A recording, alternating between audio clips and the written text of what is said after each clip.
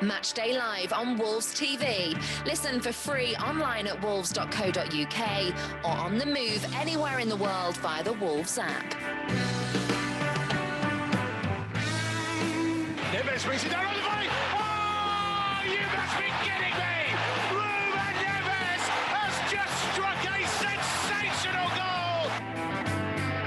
Oh, it's heard in! It's the underdog Donker who arrives.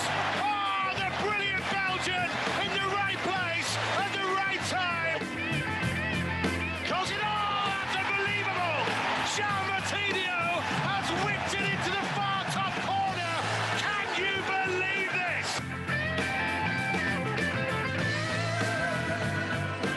A very good evening. Welcome to the home of football. We are back at Molineux for Wolverhampton Wanderers against Arsenal, live here on Wolves TV. We've plenty of build-up to bring you between now and kick-off at 6 o'clock. Alongside me, as ever, is the Hall of Famer Andy Thompson. I'm Mikey Burrows, by the way, but you knew that. Also alongside us is the former Wolves captain, Sam Ricketts, and making his return after ditching us for a couple of games so he could go off and play with his big friends on normal TV. Chris Owellamo is here as well. Plenty to get through and plenty of guests to get to. So we'll just have a quick kind of review, I guess, of what happened on Saturday. And interestingly, the team as well and kind of the implications that have come from it. Tomo, it was one of those where on another day, Willian José's strike from that Daniel Penence cross goes in, Wolves go 1-0 up, and they go on to win the game. It's just not quite been there for them at times over the last 2 months. No, it's not. And when things are going against you, they're the things that don't give you that advantage. Like I said, the header that he had, I think, has come off the keeper's knee. I don't think he knew much about it. The shot that he's had, so the keeper's just had to put his hand up. So, again, anywhere else he's scoring the goals. But what I did like about it, at least he's got opportunities again. And look, you say it was his full debut the other day. So I'm expecting, again, he is playing tonight, but I'm expecting him to have other chances and opportunities as well. But look, he's a striker. He wants to get in there. I was watching him at the weekend, and you can see that he likes to stay in that central position, which I really like.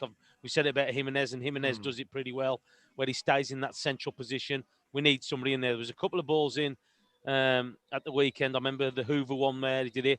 And again, it's just getting to understand his players and what's going to go on as well. So, yeah. Look, it looked promising. It looked promising, to say the least. We will talk more about him, and I want Chris Owellamo's thoughts on him in a little while. But Sam Ricketts, Nuno's been talking to the TV ahead of this game and saying, that the players have had another meeting over the last couple of days and that it is about actions now. That's what he's told the TV. It's about actions and putting into action the kind of things that they've been discussing. When you've been in a difficult run, I imagine those kind of meetings are tough places to be. They can be. I think there is a real good, a solid base. You look at Conor Cody, I look at the solid base of a squad. And what happens is a lot of truth will get spoke. But I think within the squad already, I think there's that element of truth from it anyway. The way Nuno speaks is very honest in public. So he's going to be very honest with the players. And I don't think there's a huge amount wrong. Listen, they're not getting beat 3-0, 4-0, 5-0. There's only an odd goal. Wolves have never been big scorers. At the minute, it's just going the wrong way. For me, I still feel we're going through a transitional period. One, changing formation a little bit, but also we've lost big players. Good players, I think, are coming in and stepping into the side, but they're still learning the way. But I think that meeting, more than anything, it wouldn't have been so much a criticism of what's possibly going wrong. It was more about this is what we're doing going forward. So everyone knew or knows where they stand. I'm sure they did, but would have just clarified it. I don't see any disgruntlement, what we saw with the Chelsea players towards Frank or anything there. I think everyone's all together, but it just would have cleared up if there were any doubts at all. New players, old players, this is what's happening. And then the only way is forward. Just on the back of what Sam's saying there, I think only positives come from these kind of meetings. Because like you say, the players, they open up. The message from the manager, the staff to the players will be the exact same. But you've already called it there. The Palace game, small margins. If that shot, if that save, if it goes in, it's a completely different result. So it's so important that the message doesn't get I guess, diluted too much. It's the same message going to the players. I think the way that they take it on board, put it into action. But again, you take the positives out of the game and you go into the next. You know, you've got to think about the negatives. You know, and there will be negatives. But like you say, it's a very poor run at the minute. Got to get back to winning ways. And there's as Sam said, we're in a transitional period, and we are. But I think a game like this tonight, you've got to go back to basics, which I think we do okay. We do well. The work ethic, it's that little bit of quality, and we're going to talk about the main man at the point. He's going to be outstanding, but with the right service, Mikey. Yeah, well, we'll get to that. We're going to bring in our colleague Leon Blanche from Boyle Sports. As he would do, let me just tell you about the team news for tonight, because Nuno's made 2 changes and going to a back 4. So Max Kilman will move along to play at left back. Connor Cody, Willy Bolly in the middle. Nelson Semedo moving back over to the right. Ruben Neves comes into midfield for Leander Dendoncker. And it means that Adama Traore comes in to play a little bit higher up. Leon, it's one of those situations where Wolves just need to find a win. What are the odds looking like for that? What are the punters backing? Yeah, I mean, look, they do need to find a win, and they're coming up against an Arsenal side who's unbeaten in 7 in the Premier League, 5 wins and 2 draws. So it's not going to be easy. Wolves are 13-5, which is a little bit better than 2.5-1.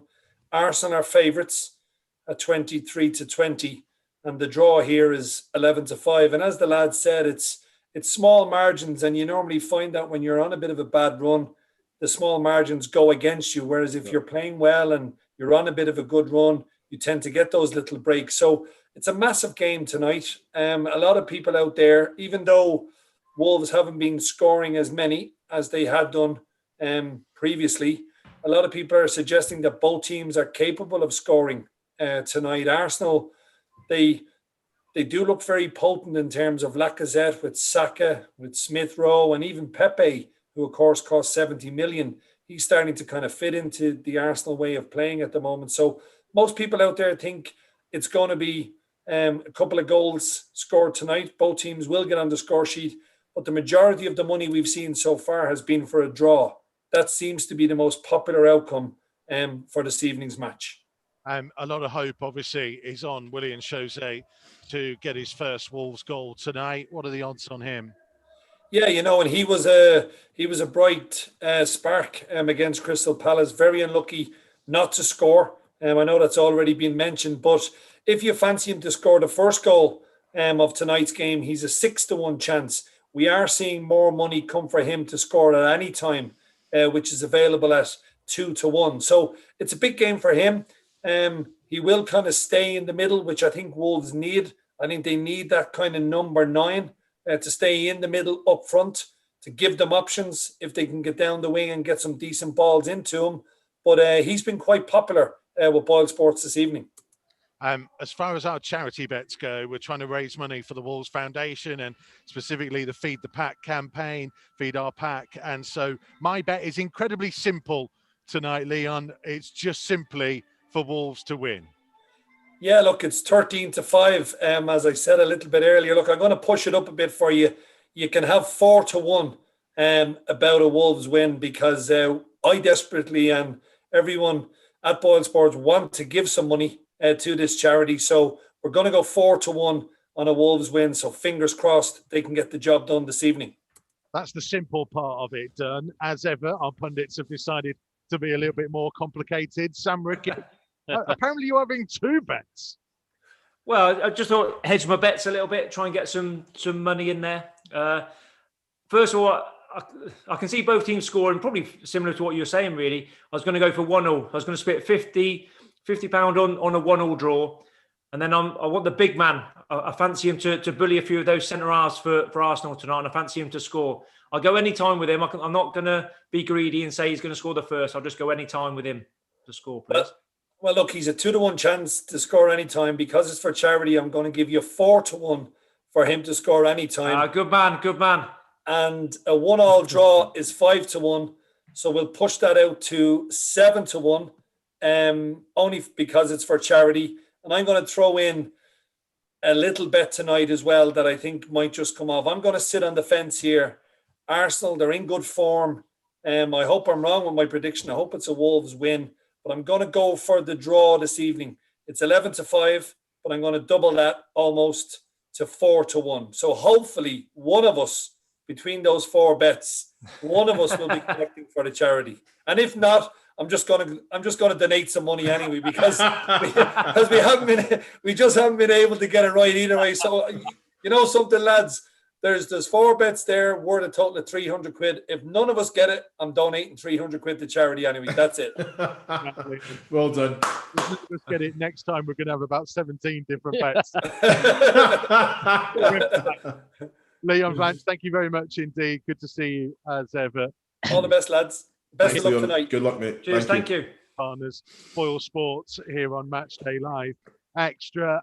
Looms, let's talk about Willian Jose then, because as I say, he is the big hope as far as Wolves are concerned to fill the shoes of Raúl Jiménez. I don't know how much you saw of him in his kind of cameo at Chelsea and then on Saturday at Crystal Palace, but do you like what you've seen so far? Can he be that man to provide that focal point up top?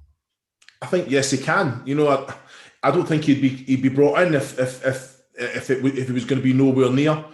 He's got quality. I think with the way that the service and the chances that we create, I can see him getting on the end of it. And it's that first goal as well. It's always the hardest one, opening the account. So hopefully he'll get that one tonight and then kick on from there. But no, he's a presence, and that's something that, again, with the quality that we've said it so many times, we're missing that the Jimenez aggression. You know, he goes and wins those headers, the challenges, throws himself in positions where you can get hot. So I think Willian Jose, I think he can be the answer. But again, it's definitely down to the service that we can create as a striker, as the point man. Keep the pitch big for us, make sure that the ball sticks, you allow us to go up the pitch, especially tonight, because I think Arsenal, it's going to be wave and wave of attack, and it's about how we, in that transition, what we do with the ball. Now, we've got good technical players, we've got good players, and I think there's more onus on the likes of Moutinho and Neves to actually be that link-up, to actually not just be going direct because we've got a presence. Can we keep playing, play with quality from back to front? And I think with that right service, I think he's the perfect kind of the mould to go and do well. Well, talking of big, powerful strikers, of course we have one in Chris Iwelumo, but we thought we'd get a second as well to offer a different opinion on this too. So a big welcome to Wolves TV and Matchday Live Extra to the former Arsenal and a few other clubs, one of which we won't particularly mention. Come on, the boys! Great to have you with us. Welcome to How you doing, John? Good evening, Arts. We were just explaining that we won't mention one of your former. All right, Stan, how are you, mate? I'm good, thanks. How are you? I'm not too bad, thanks. I'm all right, yeah. John, we've just been having a discussion about Willian Jose for Wolves and the need to have a big physical striker. You were one, Chris Iwelumo was one. Is it an underrated kind of role in the team? Because Wolves haven't had it since Raúl Jiménez got injured, and now we've got one. It feels a lot more positive for us. Yeah, well, Wolves have been so used to playing that way, haven't they? With the big centre forward, it's not as if you've lost somebody like a Lacazette or something like that with lots of movements and they can dart in behind and things like that. I think with Raúl Jiménez, he's become such a focal point of the team. They're big shoes to fill, big boots to fill. Obviously, young William, he's not young, he's 29, Willian Jose. But it's a challenge for him, you know. And tonight you've got the likes of Moutinho, Neto, these guys, you know, Ruben Neves, top players. They can play him in, and sometimes when you come into a side, the boys will tell you that it's important that you get service and you're not too isolated up there. I think this Arsenal defence, certainly, you know, Luiz, Holding, you know, I think they can be got at. I really do. Wolves at home, you know, against Arsenal this evening, I'd be looking at, you know, Willian Jose to pull away, for the other lads around him, the Neto and the Moutinho's, really skillful, top-class players. And I think they can cause Arsenal problems tonight at Molineux. Well, John, just what you're saying there, if we look at some of the games that Wolves have lost, they lost against West Brom, Everton, Aston Villa, all these games at the Molineux as well. But the big man coming in, and with the players like Neto, Traore, Moutinho, Neves, with the service that he's going to get, there's been some massive chances getting missed. So I think it's the players around him that's going to be creative, that he's the perfect fit to come in. They needed a presence, someone that's going to lead the line, but go and attack those balls coming in. Like players like ourselves, if the service is coming in, it's down to us. That's what we thrive on. That's all you want. All you want is the service. That's all you want is plenty of balls fizzing across the face of the goal. And I always said, players like Alan Thompson and Aidan McGeady, the people that I played with in the past, put the ball in the box. If I'm not in there, then you can blame me. But there's nothing worse than going through a game and not having opportunities. You'd sooner prefer to miss the odd chance. But I think the way the team have been playing, they're so sort of drummed into playing with that big target man centre forward in Jimenez. I think it's ideal. I'd love to be going into this team and playing, because the team are so focused in playing it into a front man, not down the side, if you like. They get it out of their feet. Adam Traore tonight, Adama Traore, he can go past his man and he can stand one or two up on the back post. Yeah. And then Neves is also a threat. And I just think Wolves have got some tremendously exciting players. I actually love watching Wolves play. One thing I wanted to ask the pair of you as strikers, and Sam especially will back me up on this, that a physical striker knows the dark arts of getting their way around defenders. At what point did the pair of you feel as if you were, at the peak of your powers almost? Because we look at Fabio Silva and he's 18 years old and he's clearly still learning the game. And the physical comparisons between he and Willian Jose are quite stark when you see the size of them. So at what point, Looms, did you feel like you knew your game inside out, you knew how to tackle defenders, you knew how to be that strong man at top? Yeah, well, it does take a lot of games to get that experience. What we got to remember about Fabio Silva is that he can do it all. He's the link-up play. I think John was great with his feet. His link-up play was excellent. It's one of those things with the service. For me, I knew I liked playing against the physicality of the game was what I enjoyed. I'd throw myself about, but I was more of a team player. Yeah, I liked scoring goals and all that, but it was creating for others and things. So again, that was just something that I felt myself. But if the players around me weren't creating, I'm not gonna. John could score goals from nothing. He could make goals himself. Of some of the goals that I've seen him score myself, very, very occasionally I could do that. So again, it's just one of those things. Fabio Silva is a fantastic technical footballer. So he can get the ball down, he can drop in, probably more suited to a number 10 role. But having Willian Jose come in, he's just going to be an outright number 9, lead the line, stretch the pitch. That allows the other creative players, gives them more space to create for him. So it's just one of those things. For me, I've played in different teams with different philosophies, and I found some harder than others. And Wolves probably got the best out of me because you had Michael Kitely, Mark Jarvis on the wings, Carl Herman behind you. It was all creative players, and obviously Sylvani Van Blake is your partner. So it's all about the relationships as well. I think the other thing is the team knowing your game. So when I was fortunate enough to play with Hearts for Wales, I'd stand it up back post because I know that's where he wants the cross.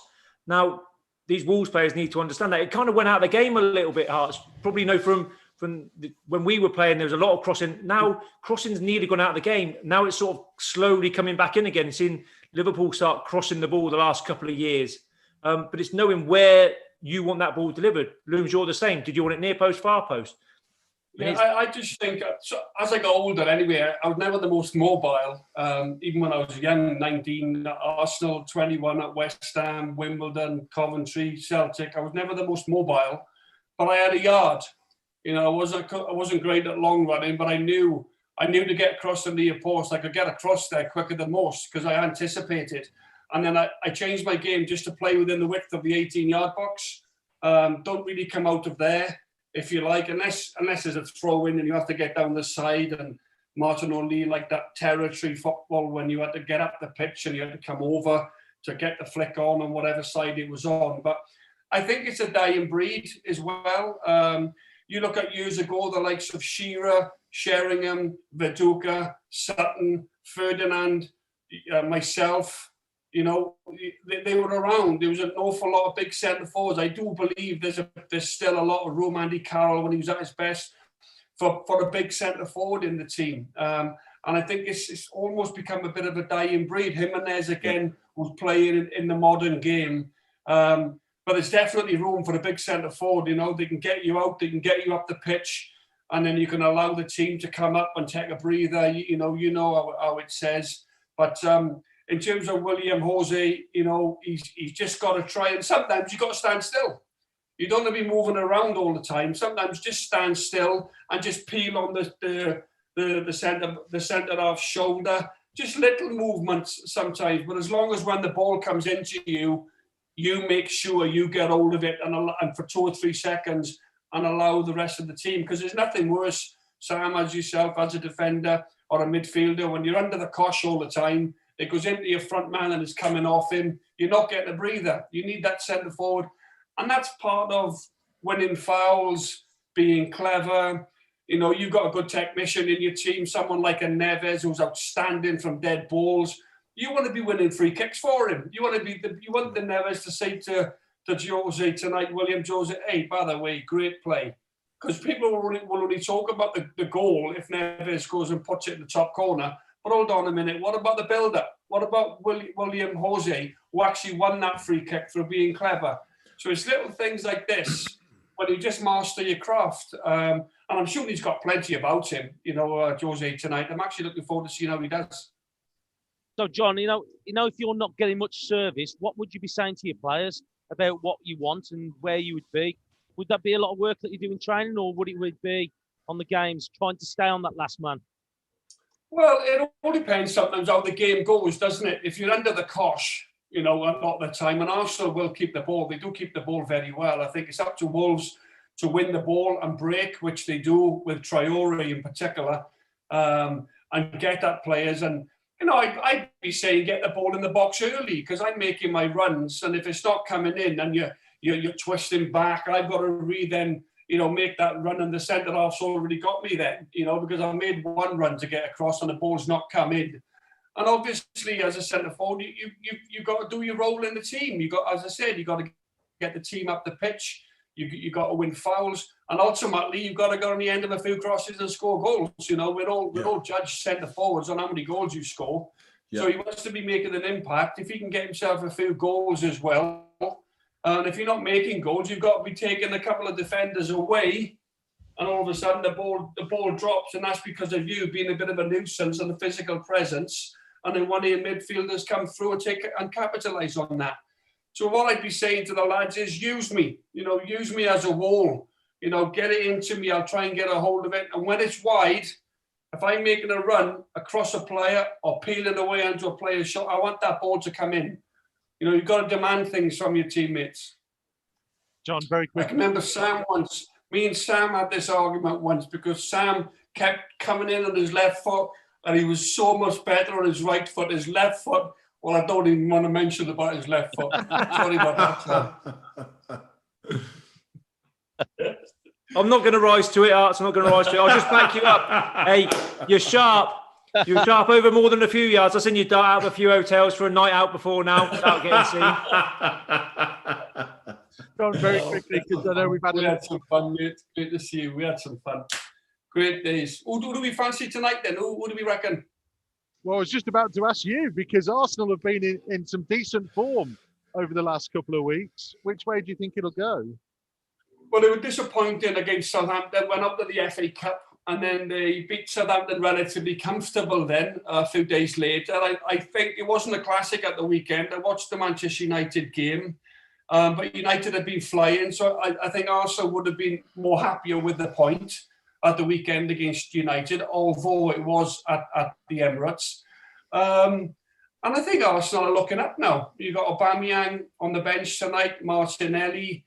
I like the boy Smith Rowe. I think he carries the ball up the pitch. He's got something about him. He can beat a man. Pepe did okay at the weekend against United. He starts again tonight. And I think Arsenal are looking, they're 31 points. They're only 4 points away from 5th, which is West Ham.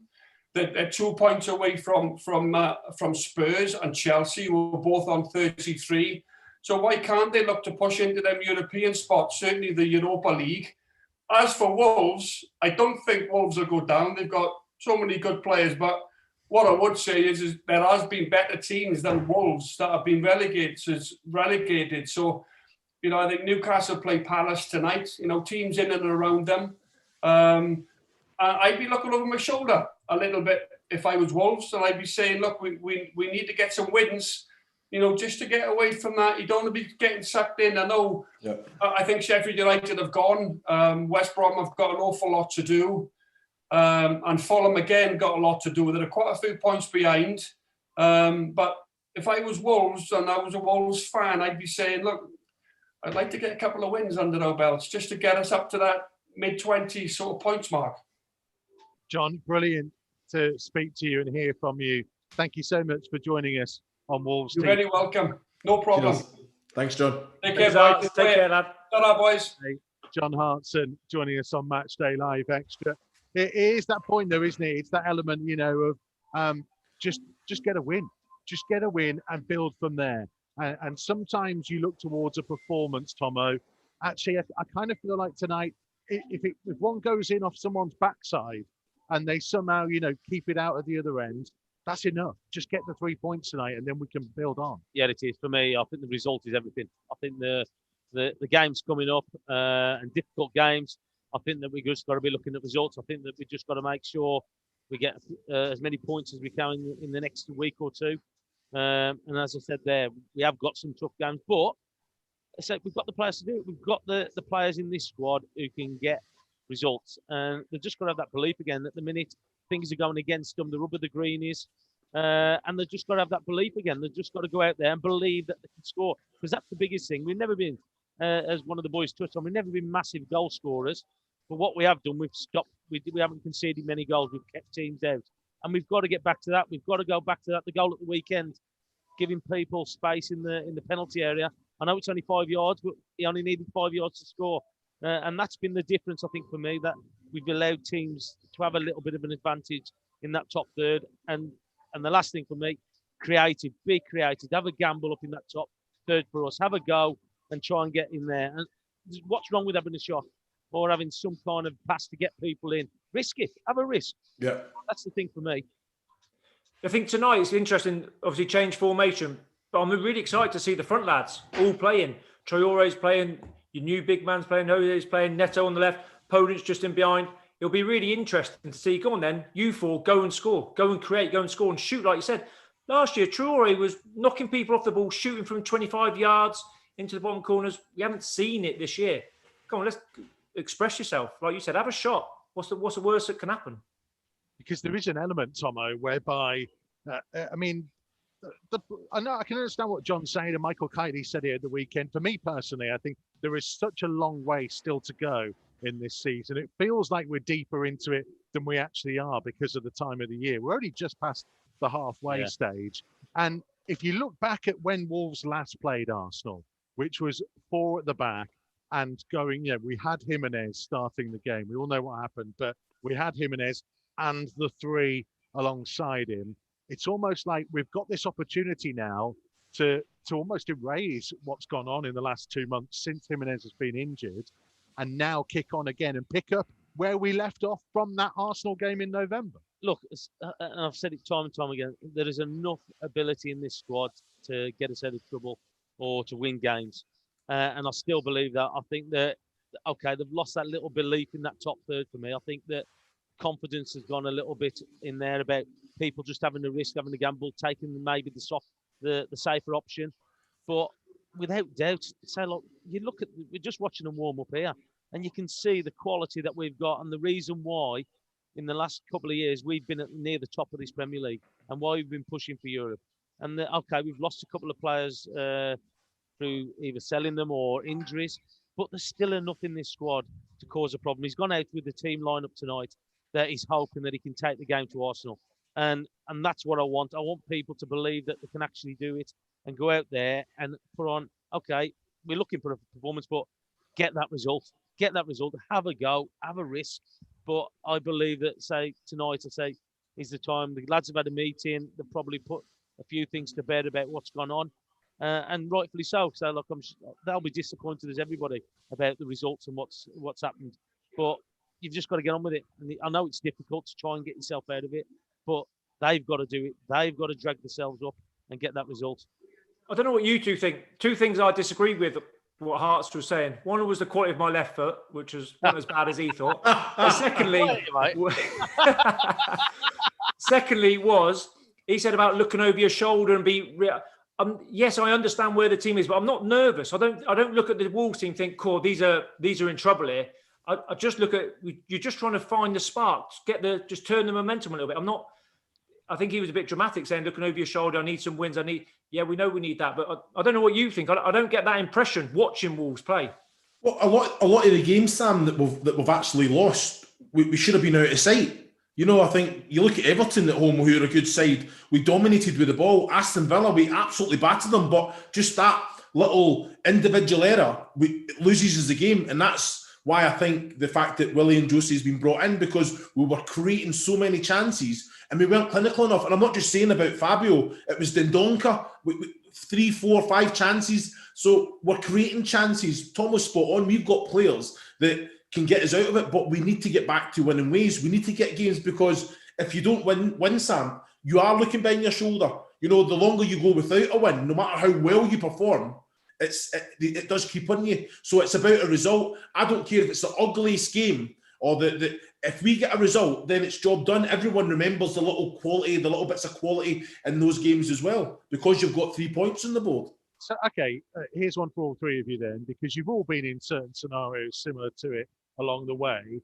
How do you get that confidence? Because Tomo talks about, taking it on and make it and being brave, especially in the final third with the ball at your feet and maybe not taking the extra touch when you don't need to and going for it. That's really easy for me to say up here because I've never been down there on the pitch in that situation. So how do you get that into your mindset?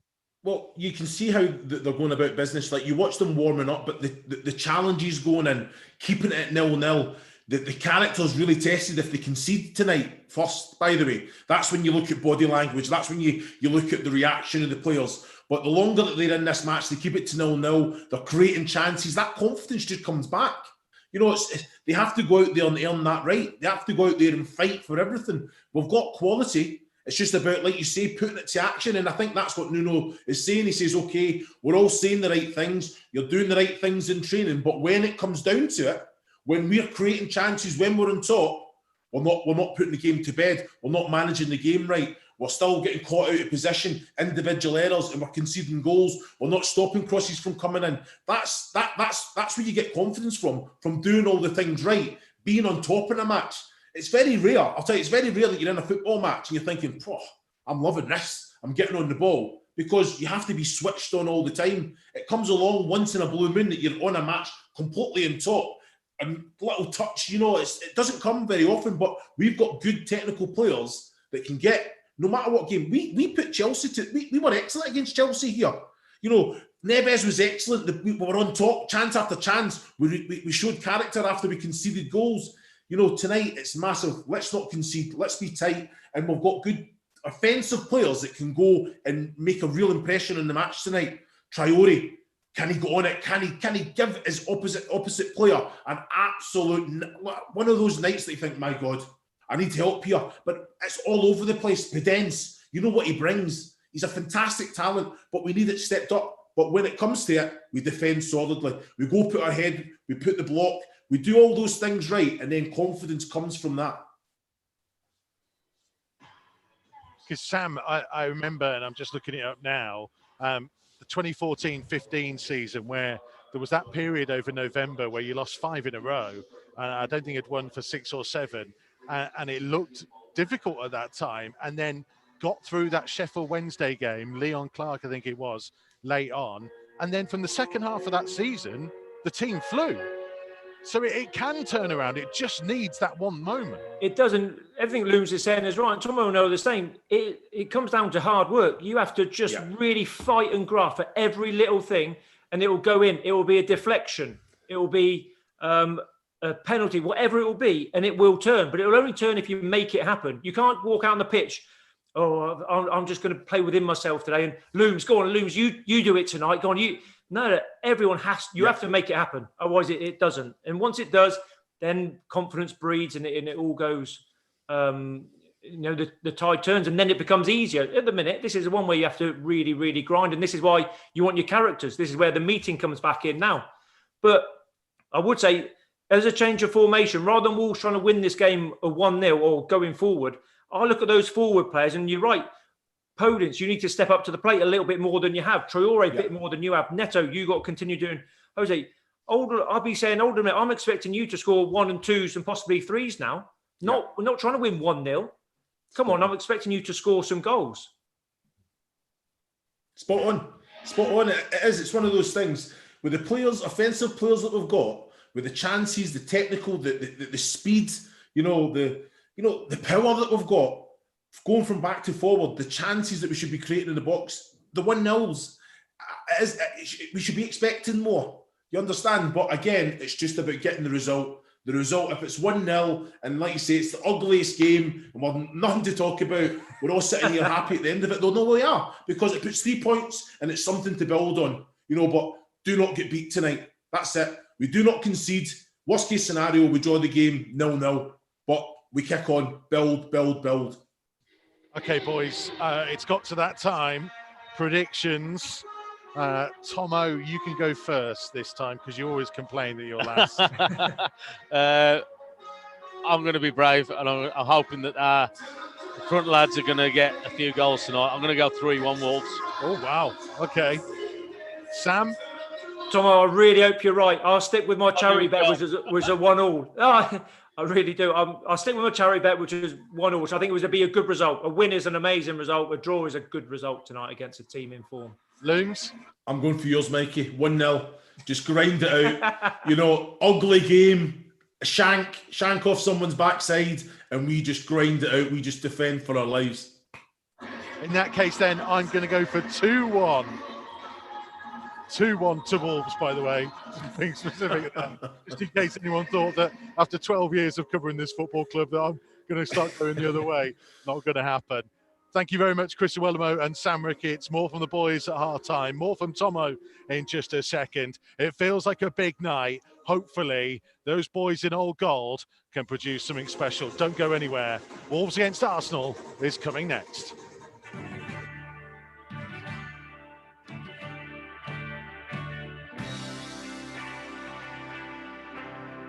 Matchday Live on Wolves TV. Listen for free online at wolves.co.uk or on the move anywhere in the world via the Wolves app.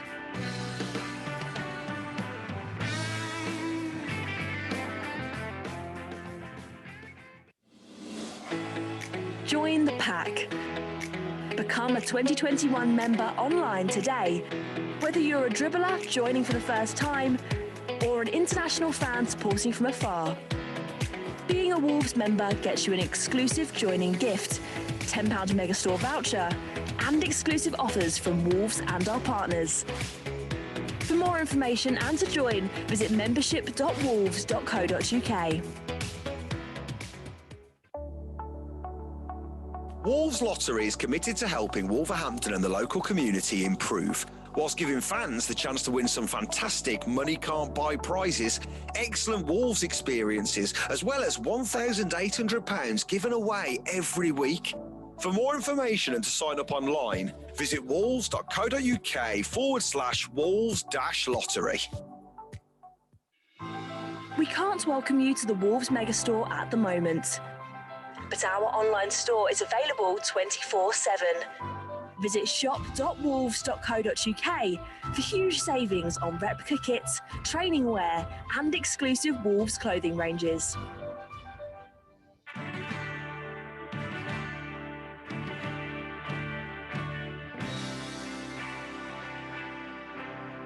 Matchday Live on Wolves TV. Listen for free online at wolves.co.uk or on the move anywhere in the world via the Wolves app.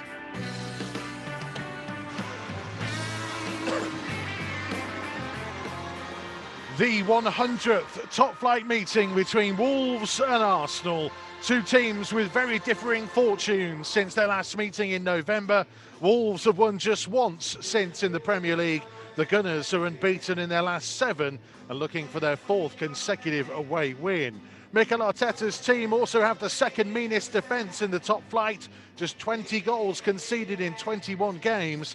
Nuno's team are the division's 5th lowest scorers and could go 3 games in a row without scoring for the first time since November 2014. Nuno's made 2 changes from the side that started at Selhurst Park at the weekend.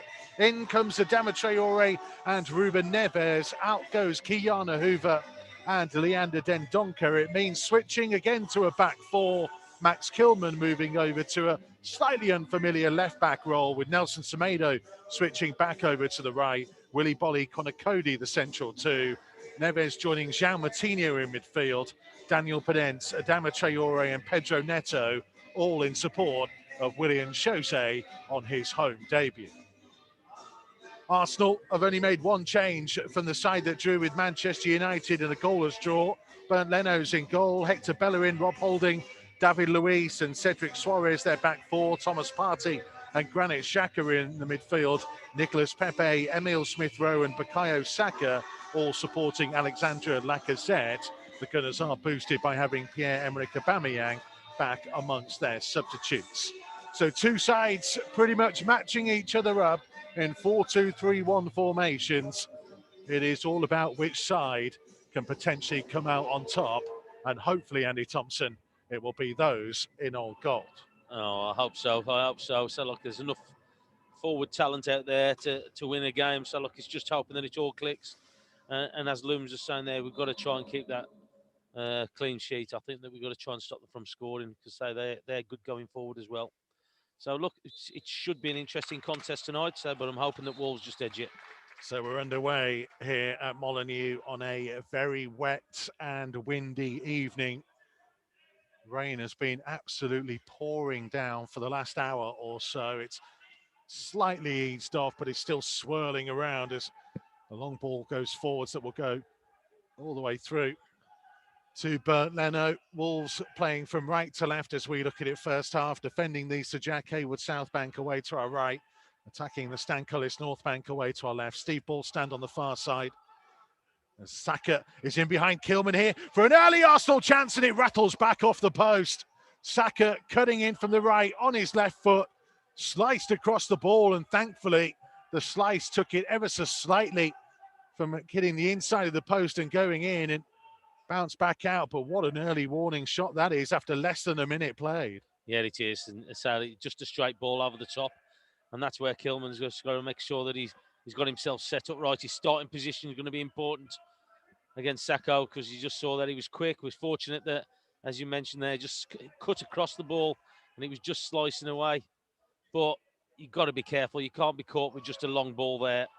I say, if there's no pressure on the ball, you've got to drop off a little bit more, give yourself a little bit extra space. Again, he's just watching him there. You've got to drop. You've got to drop there. You can't afford to do it. If he'd gone with his instep, Bukayo Saka, he may well have put Arsenal in front. Yeah. But that's what you can't afford to do. You can't afford to be starting there. And I know he's a centre-half, Kilman, and it's going to be strange starting lineup, starting position. But give yourself an extra couple of yards. So you can always come forward. It's always more difficult running back. Well, here come Arsenal with Smith-Rowe out to the left-hand side to Pepe. Semedo getting a foot in on him this time, and now looking to try and set off on a swift counter-attack, though he almost forgot the ball. He tried to play it infield to Traore, didn't reach him, but Willian Jose showing some neat footwork to retain possession. Wolves in gold shirts with those black sleeves, black shorts and gold socks. Arsenal in their chain strip, white shirts with rather burgundy, shall we say, shorts and white socks. I'm pretty sure it's the kit that Bernd Leno wore in the home game. Certainly the shirt, anyway. Bernd Leno all in black tonight. Well, I'm hoping that's our luck tonight. I said, and with him hitting the post, we've got a little bit of luck. Hopefully, we can get the right. Lucky we get the right result. Kilman with a foot in on halfway. Pedence to Moutinho, trying to play it early up towards Willian Jose. And in the end, Holding will play it back to Leno. Now to David Luiz, just to the right of the penalty area, wide for Bellerin, infield to Partey. Closed down by Moutinho, but steps away from him and carries the ball forwards and finds Granit Xhaka. On the left-hand side for Cedric Suarez, bursting forwards at pace here for Arsenal. Up towards the corner of the box, away back from Semedo. Still in the penalty area, trying to pull it back. Bukayo Saka will get to it, firing it low. And Patricio was down sharply to his left-hand side, making a good save. Well, again, that's another good effort for Sacco there. You've got to be closer in the box. You've got to be touch tight. I think Kilman's got caught with 2 players there. Lacazette as well. But you've got to get close to him. You can't be giving somebody of his ability that much time and space on the ball, especially in the 18-yard box. But he got caught with 2 there. So Kilman, he needs to be talking and shouting and getting somebody across to help him. Well, we played less than 4 minutes at Molineux, and Arsenal have already had 2 glorious opportunities. One hitting the post and one well saved by Rui Patricio, who probably had to take his share of some criticism for the way that Eze's shot flew past him on Saturday. He made sure that one didn't. Yeah, I think that's a good save there, holding on to it, because there was a bit of venom in it, especially with the conditions as well. Did well to hang on to it. But I say, he can't be giving Arsenal opportunities like that. He's just looking at them already, so they've got to spring in the step. Just got to try and offer something the other way. There's Neves trying to find Neto, too high for him. It'll go out of play for an Arsenal throw. Gunners, of course, won on their last visit here back in July. Saka was the man who put them in front on that occasion. Wolves came on really strong in the second half of that game, but a late Lacazette goal doubled Arsenal's advantage. He's already looked a problem, hasn't he? Saka down this right-hand side. Bukayo Saka. Saka, sorry. Saka played for us. Yeah. Here is Saka. Bellerin back down the line again for Saka on this right-hand side, trying to dink it in for the run of Bellerin, but this time Kilman tracked him all the way and controlled and cleared downfield for an Arsenal throw just in front of Nuno's technical area. Yeah, it was better positioning, wasn't it, for Kilman? So getting back there just to cover. But you're looking already, Saka. Looking like he's a danger. Oh. Pepe to Cedric, who's cutting in field and having a go from distance. And I think that hit the back of Pepe, and Patricio will let it go out of play for a goal kick. As the ball span down the right-hand side of the Wolves penalty area as they look downfield. So already, passing it pretty well, aren't they, Arsenal? And just seeing a replay of that opportunity for Saka again. Yeah. There's Moutinho at the base of the centre circle. A little short pass to his right-hand side to Podence, who carries it over halfway, out wide to Traore. Traore trying to set off away from one challenge, still going, rather ran into Granit Xhaka, who was in there covering. I know all about what Adama Traore can do. He was very unfortunate not to have won a penalty at the Emirates earlier this season. Kilman trying to get a foot in. He sent it to Lacazette, though. Lacazette playing it back to halfway to Holding. David Luiz. I'm sure would be getting booed if this was a full stadium. Yeah, so it's a shame. So it looks like I don't think there's anything in it, but any malice, I mean. So it's a bad injury, but look, he's all right. That's the main thing now, and he's on his recovery. Yeah, Raul Jimenez is here tonight, watching proceedings. He's been stepping up his comeback in the gym. Hopefully, he's potentially could play again this season. Johnny has been getting closer and closer as well. That would be a big boost. Arsenal get a free kick midway inside the Wolves half. Moutinho a little bit too eager to try and nick it away from Thomas Partey. Well, it'll be a big, massive boost, wouldn't it, if both of them come back before the end of the season. And Holding and David Luiz are going to go forwards here. Bukayo Saka is one of those stood over the ball. Cedric Suarez, the other, who is pacing it back out. Wolves defensive line on the edge of the D on their own penalty area. Lacazette making a run into the danger zone. It's going to go towards the far post. David Luiz trying to head it back in. Kilman with the header away. Comfortably picked up though for Arsenal, still inside the Wolves half. Partey allowed to turn and work it back out to the left-hand side. Cedric Soares trying to cross it in from deep, Holding with a flick on. Comes through to Lacazette, trying to put it back to the edge of the box and struck goalwards and struck in. And Arsenal, for the third time of asking, finally get themselves in front out in this game after less than 8 minutes played. Bukayo Saka having hit the post earlier on. They kept on pressing from a set piece. Wolves didn't get the ball clear. Question marks may be asked about Lacazette being offside in the build-up here, and that may well be the only thing that can save Wolves. But if he's not, they are behind early on. Well, we've got dragged across there again, haven't we? Lacazette at the back post on his own. Yeah, it's a good strike with his right foot, wasn't it? Well, I think they may well get away with this, Wolves, because Lacazette, if they draw the lines, looks from the naked eye, from the camera angle we've seen, as if he is offside. Yeah, I think he's offside, isn't he? Craig Pawson is our referee, who is just waiting and looking towards the big screen. We've not seen them draw the lines yet on our monitors here in the press box, but it is going to be overruled and it is offside. Yeah. Well, what a massive let-off that is. Well, that's 3 warnings now. Well, Saka's the one who's had the 3 shots as well. So like, it can't be giving him as much space in there as they have. But Lacazette, so like, I think that we've gone too narrow there. We've left him on the back post on his own. Yeah, he's arguing with the referee now. Lacazette, not happy. And Tomo, now a big paid-up fan of the VAR fan club. It's great. Holding's header has gone backwards. Podence for Neto, down the line for Podence, down this Wolves left-hand side. He's got support from Pedro Neto. Matinho arriving as well. Podence trying to find some room. We'll pull it back to Neto, who takes one touch, sets it, crosses left-footed. It's hanging high to the far post and put behind for a Wolves corner by Cedric Soares. And maybe, just maybe, after a nightmare first 10 minutes, Wolves might just have woken up here. Yeah, well, I said we need a little bit of luck, and we've had 3 bits of it already in this game. Saka having 3 efforts at goal, scored the 1, and we got it ruled for offside. Wolves with only 30% possession so far in that opening 10 minutes. They're on the attack here. Neto with a corner, left-footed from the right-hand side. He's going to play it short to Matinho. One touch, now delivers. And it's headed goalwards and just over the top of the crossbar. Max Kilman was the man who met it about 8 yards out, pretty centre. Just couldn't keep it down. No, that was the only thing missing, wasn't it? Thought he stood his ground there. Oh, yeah, so he's got enough power in it. Just couldn't direct it down, could he? It was unfortunate. Good ball in from Matinho.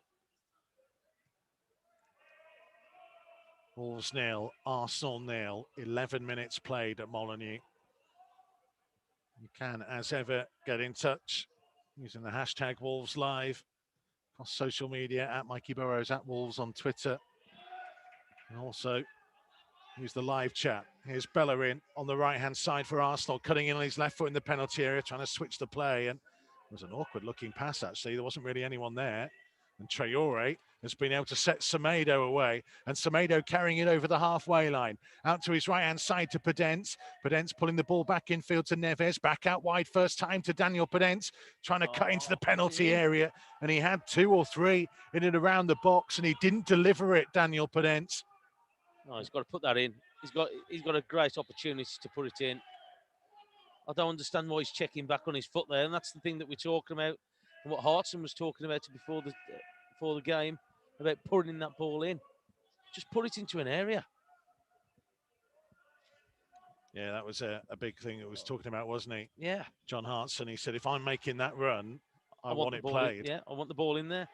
And we had 2 or 3 bodies in there as well. Just put it into an area. Jean Matinho yellow carded for the crude challenge on Lacazette, just ahead of the centre circle. Finding himself in Craig Pawson's notebook fairly early on. Yeah, just took his leg away from him, hasn't he, Matinho?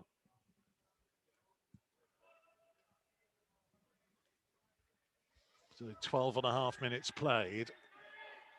See Kilman out here on the left-hand side. He's got a player already, but Saka's just hanging a little bit deep. And I bet you he's going to just time his run. Yeah. Well, they've attempted to switch the play, Arsenal, and Bukayo Saka was coming short instead of going long. And they've ended up with Granit Xhaka just playing almost a rugby-type kick in towards the 22. Yeah, he's not happy, is he, Saka? He just dropped off, didn't he? Just wanted the ball deeper. Saka's decided that he wanted that short just to have a little bit of a run of it. Kilman to throw it down the line. Willian Jose challenging. Martinho finding Willian Jose, and that's a good chest down and ball switched out to Semedo, who races over the halfway line at speed. He's got Traore ahead of him. And he played it a little bit behind Adama Traore, and Cedric Suarez was able to nip in and claim the ball for Arsenal. He wasn't looking, was he, Traore? So when he's passed him the ball, and that's where that communication comes into it. Give him a call. I don't think he was half expecting it. It's that thing, isn't it? Having ran that far, Semedo, yeah, to then just play a 5-yard nothing pass, you kind of feel like, well, you take it on. Saka getting in behind Kilman again. Flag should go up eventually. It's going to come across the face of the penalty area, and eventually the offside flag will go up. He's looking at danger down this right-hand side, though, isn't he, Saka? I know he's quite a bit offside, I think, that occasion. Yeah, he's quite a bit. Ooh, not that far. Oh, I don't know, looking across it. Looking across to Cody and Semedo on the far side. But you can't be affording them to have that much time and space. Wolves nil, Arsenal nil, 14 and a half minutes played. Just going back to that Semedo break there, it was good to see him carrying the ball at speed, but I say it's almost like, don't carry it there. If you're going to play it to Traore, give him the ball. Don't take defenders to him. Well, we've said this before about giving it early. So and that's what he needs to do. He needs to give him the ball early if he's going to give it to him, because he's run that space. All of a sudden, it becomes quite tight and cramped in there. Just give him the ball. So it was a good break from him. But again, I say just a breakdown on it, and that's what it is. It stops and starts for us. Bellerin on halfway on the Arsenal right, back to Holding. We'll have time to turn and play it back behind him to David Luiz, to Bernd Leno. We'll switch it to Granit Xhaka, who's dropped into the defensive unit. He plays it back across to the Arsenal right to Holding, who carries it up towards halfway. Out to Bellerin on the right-hand side. Looking back infield to Holding. We'll go to David Luiz at the base of the centre circle. Well, the Wolves player within 10-15 yards. And again, the long straight ball that this time Kilman is able to head away as far as Neto, who tries to turn and clear. Holding will get across and chest it down, though it's a slightly awkward one from him back in field. David Luiz nodding it back to Holding again, and it's just far too easy for Arsenal, who are playing it around at will. Yeah, that's what I'm saying. It was a sloppy pass by them, and they still get away with it. But yeah, that was better from Kilman there. He just dropped it a little bit more, didn't he? Just give him a little bit more time and space just to get his head on it. But that's what he's going to have to do, because they are definitely playing on him. Partey blocked off by Martinho. There's Kilman. Neves, and he's passed it straight to Partey on the halfway line. Infield to Xhaka, back to Holding. There's Granit Xhaka, right-hand side of the centre circle. A little short pass to his right to Thomas Partey. Out to Bukayo Saka on the right-hand side. Infield to Bellerin. Back wide to Saka. Now to Partey once more. Holding for David Luiz. Out to the left for Arsenal. 10 yards inside the Wolves' half. Smith Rowe takes it up. Suarez being forced backwards. Semedo managed to get a foot in, and here comes Daniel Podence trying to carry the ball forwards. Checking back onto his right foot, now looking back in field. Looking around, he's got Semedo ahead of him. Here is Nelson Semedo, who can turn and play it back on. Podence, right-hand side of the penalty area, and his cross is blocked as he tried to pull it back towards the run of Willian Jose. See, I don't mind that. At least they've had a gamble there, and I quite like that by Podence. Little 1-2 with Semedo. Wolves have won it back. Neves finding Neto. Neto left-hand side of the penalty area, driving forwards, cross blocked by Bellerin, and it's a Wolves corner. That's better, isn't it? That's better from them. At least they're starting to push Arsenal back. I thought Podence might have had a shot there, because he's in the box. I thought he might have drilled it across. I know he's tried to pick out Willian, but I thought just have a touch and have a go. Wolves Hard and nil. low. Wolves nil. Arsenal nil. Jean Martino to take the corner, right-footed from the left-hand side in front of the North Bank. Arsenal have got 2 out protecting the short corner. Everybody else trying to pick up in the box. Traore, Pedence, Bolly, Kilman, and Willian Jose are all in there. It's Martino to deliver. Oh. Bolly trying to get across at the near post. He got something on it, but a long way off target behind for a goal kick. Yeah, he's just got too far across there, hasn't he? And got too much on it. Tried to glance it, I think. But he's caught that with the fall of his head there. But encouraging again. At least he's getting in there and winning it. Better if he was on target. But Robin Calgary says any win tonight will do. Yeah. That's all. Neil tuned in Tunisia. Get the 3 points and get the season back on track. Bellerin in field. Partey's loose pass. It's going to be a Wolves throw in front of Mikel Arteta's technical area. Well, in that first 10 minutes, we've had a little bit of luck, haven't we? With one goal being disallowed and Saka having a couple of efforts, good efforts, that we got away with. Now we've got an opportunity now. Can we do the same to Arsenal and try and get that goal? Yeah, have they weathered the storm? Here's Willian Jose trying to feed it out to the right-hand side to Traore, who got across in front of his man. Neves challenging in the air. Partey to Xhaka, back to Holding. Jared Kelsey predicting a 2-1 win. Says, come on, you Wolves. Rich Frampton's last game without a pint. Praying for points tonight with Lisa and a pint or so next game. There'll be plenty of Wolves fans who might have been thinking about dry January and very much turned away from it, probably after that Brighton game right at the start of the month. There's enough to drive you to it, wasn't it? Said before, there's no way Tomo would have done dry January. Yes. There's David Luiz. This base of the centre circle, looking to his right to Holding. Over the halfway line comes Rob Holding. Trying to play it in behind for them and Bellerin, but that'll go all the way through to Rui Patricio. Well, I'll tell you what, though, Neto's done a good job there on Saka. Just stayed with him, tracking him. Did he Kilman a favour there by helping him out? And that's what I think he's going to have to do. Patricio, good kick up to Willian Jose. He's done well to keep hold of the ball after nearly losing it at the first attempt. Martino back to Kilman. Infield to Cody in the middle of the Wolves half. Looking up and trying to dink it. Lovely pass out to the feet of Nelson Semedo over halfway. Back infield to Neves. Starting to grow into the game a little bit now, and they had a little bit more possession as well. Kilman down the line for Neto. Back to Kilman. Infield to Martino. Close down with Partey at his back, having to go to Bolly. Need a runner. Bolly looking like he's running it himself, and he nearly ran into Saka, but he got a second chance. Pedence to Kilman, to Neto, to Kilman. Back down the line to Neto. Kilman again. Trying to play it forwards, but it was intercepted by the head of Bellerin. Partey. Well, Smith Rowe, if he'd been a bit more on his feet there, Wolves' defensive line was all over the place. Yeah. I don't know if he was looking for Pepe's diagonal run across, though. But, yeah, we got away with it a little bit. Smith Rowe. There's Traore setting off at speed, away from 2 challenges, carrying out towards the Wolves' left. Finds the feet of Pedro Neto. Stayed with him in support. Neto, 2 players around him, trying to find some space to get the cross in. And eventually tried to pull it back to Traore, blocked by Saka, but Wolves get the throw. Yeah, again, I don't mind that. At least he's trying to force things, trying to have a go at them, being positive. I feel like maybe he just could have got it in there. Yeah, a few step overs running, or just roll it back to Traore.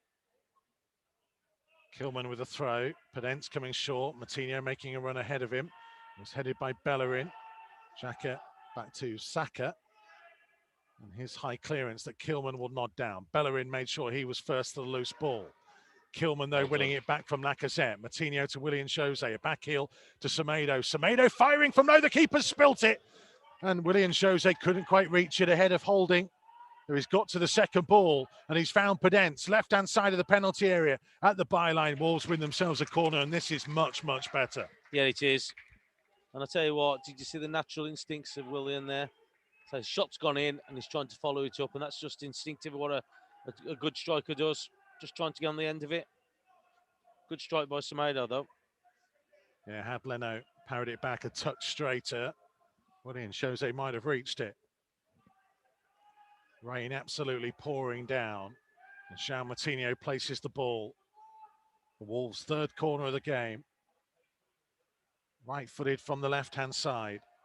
Looking to try and launch it towards the far post. It was won by an Arsenal head. It almost dropped towards Podence, who was waiting for it to come to him rather than going and meeting it. And Arsenal managed to hoof it clear. And it's ended up just hitting him. It's just ended up just as it's coming down, it's just hit him. There's Neves trying to play an early one up towards Traore. Traore had Cedric Suarez at his back and the ball went over the top of the pair of them. And through, though, Leno didn't quite keep it in. It will be a goal kick. Yeah, it's probably a little bit, I was going to say, it's probably a little bit towards Traore too much, wasn't it? So he needed a little bit more at an angle. Because he was just running backwards and he always looked like he was off balance. But again, I think the Wolves are starting to mix it up a little bit. They've got that outlet where they've got Traore or the Knights up to Willian in the centre forward position. It's raining a little bit now, isn't it? Oh, it's absolutely bucketing down. The heavens have opened here at Molineux, but Nuno still stands out on the edge of his technical area. There's Pepe down the Arsenal left onto Emil Smith-Rowe, left-hand side of the penalty area. Neves tracking with him. It's back to Pepe who strikes it. And it's superbly saved, I think, by Patricio. There might have been a bit of bar in there, perhaps. Difficult to tell from our angle, but looks like Patricio may well have just got that away. I think he got his hand to it and then it's gone off to the bar. I think he's definitely got a hand to it. It's an Arsenal throw on this far side, so it did come off Patricio. He's made two good stops now so far tonight. Arsenal looking threatening again after a good spell for Wolves. They look a threat, don't they? They look sharp up front. Again, they sound like the testing Patricio at the minute. Partey for the run of Bellerin, right-hand side of the penalty area. Bellerin helping it back infield. Pepe trying to get the better of Semedo, but Semedo held on to him this time and he clears it up early towards Podence and he's got support towards this left-hand side and he passes it straight to Thomas Partey. Well, great opportunity there as well. Saka on down the right-hand side to Bellerin for Arsenal. Level with the edge of the penalty area. Back to Bukayo Saka. Up against Moutinho. Trying to feed it infield to Smith-Rowe. Back to Thomas Partey.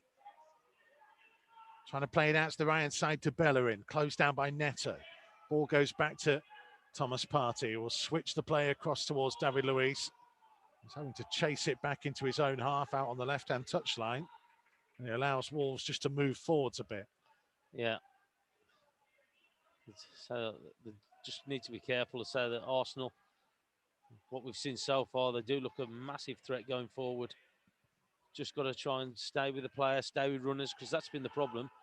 Runners from deep would have gone beyond, they've been picked out by the players in midfield.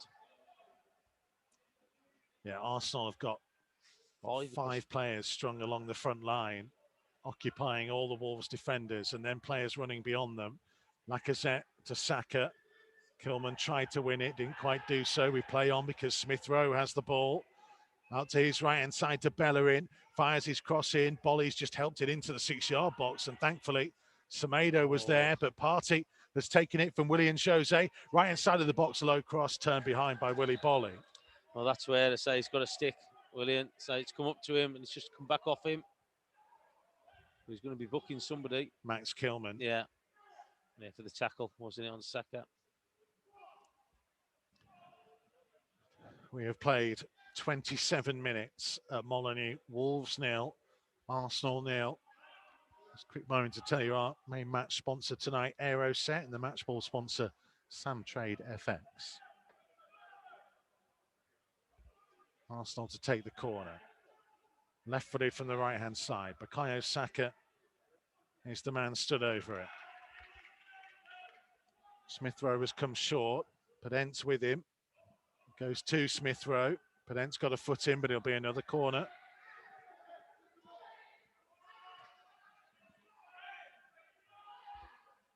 Saka this time, I think, will just try and whip it into the danger zone. 5 white shirts to aim for in the penalty area. Saka with one arm in the air, lifts it towards the near post. Semedo heads it away, but only as far as Partey, who takes a touch. Oof. His shot blocked by Willy Bolly. And that rebounded an awful long way. That was like hitting a wall, wasn't it? It was well hit by Partey anyway. Here come Arsenal again, though, in the wide areas through Bellerin. Gets it back from Smith Rowe. Infield to Partey. Back out to the right-hand side to Smith Rowe. Trying to cut in field. Thomas Partey. He'll pass to Smith Rowe on the edge of the box. Just held up by Bolly. And Kilman will intercept Lacazette's attempted pass. Pedence trying to set Neto away early. Neto is going to have to wait for some support to arrive. 2 in the penalty area. Pedro Neto driving on. Low one, who's pulled it back behind both players, Traore and Willian Jose. Semedo trying to follow things up, lifting his cross in.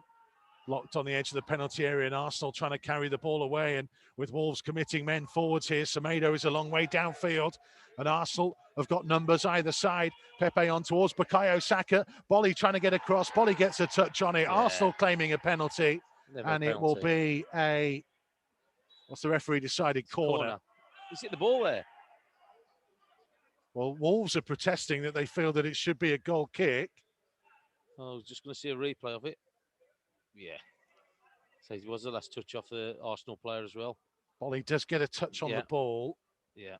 And then, it hits Saka as he falls down. Yeah. But Craig Pawson's given the corner. It's slightly bizarre that if we do have technology, why we can't just quickly check something that is so quick and so obvious. But he took his time blowing his whistle, didn't he, to make a decision? Surely he could have somebody in his ear telling him something, i.e. it's come off him or just something. Yeah, surely one of the assistant referees would have seen that. Yeah. Arsenal corner, left-footed from the left-hand side. And if they're going to score from this, Wolves' protests will be very vocal. One arm in the air again on that left-hand side. Lifted in dangerously, flicked on, and Neves got a touch to it to help it out towards the Arsenal right. It'll be another corner. Well, I'll tell you what, I think it was a great touch from him, because I think it was Holden who was actually just coming behind him, and he would have had a free header. Craig Pawson's last game in charge of Wolves was the 4-0 defeat away at Liverpool. Which, of course, he gave Wolves a penalty and then had to overturn it. This is his 13th Wolves game. Let's hope that's not unlucky. 31 minutes played. Saka with a corner, left-footed from the right-hand side this time. Again, it's lifted in towards the edge of the 6-yard box. Kilman stoops to head the ball away. Neto chasing, but Partey will play it back to Leno, who's a long way out of his goal. And he finds Cedric Suarez. Back to Leno. Left-hand side of his penalty area. David Roll at home in Gallatin, enjoying a crispy chicken salad with ranch dressing, looking for a Wolves 1-0 win. Says he hopes the lads are out of their funk and onto winning ways.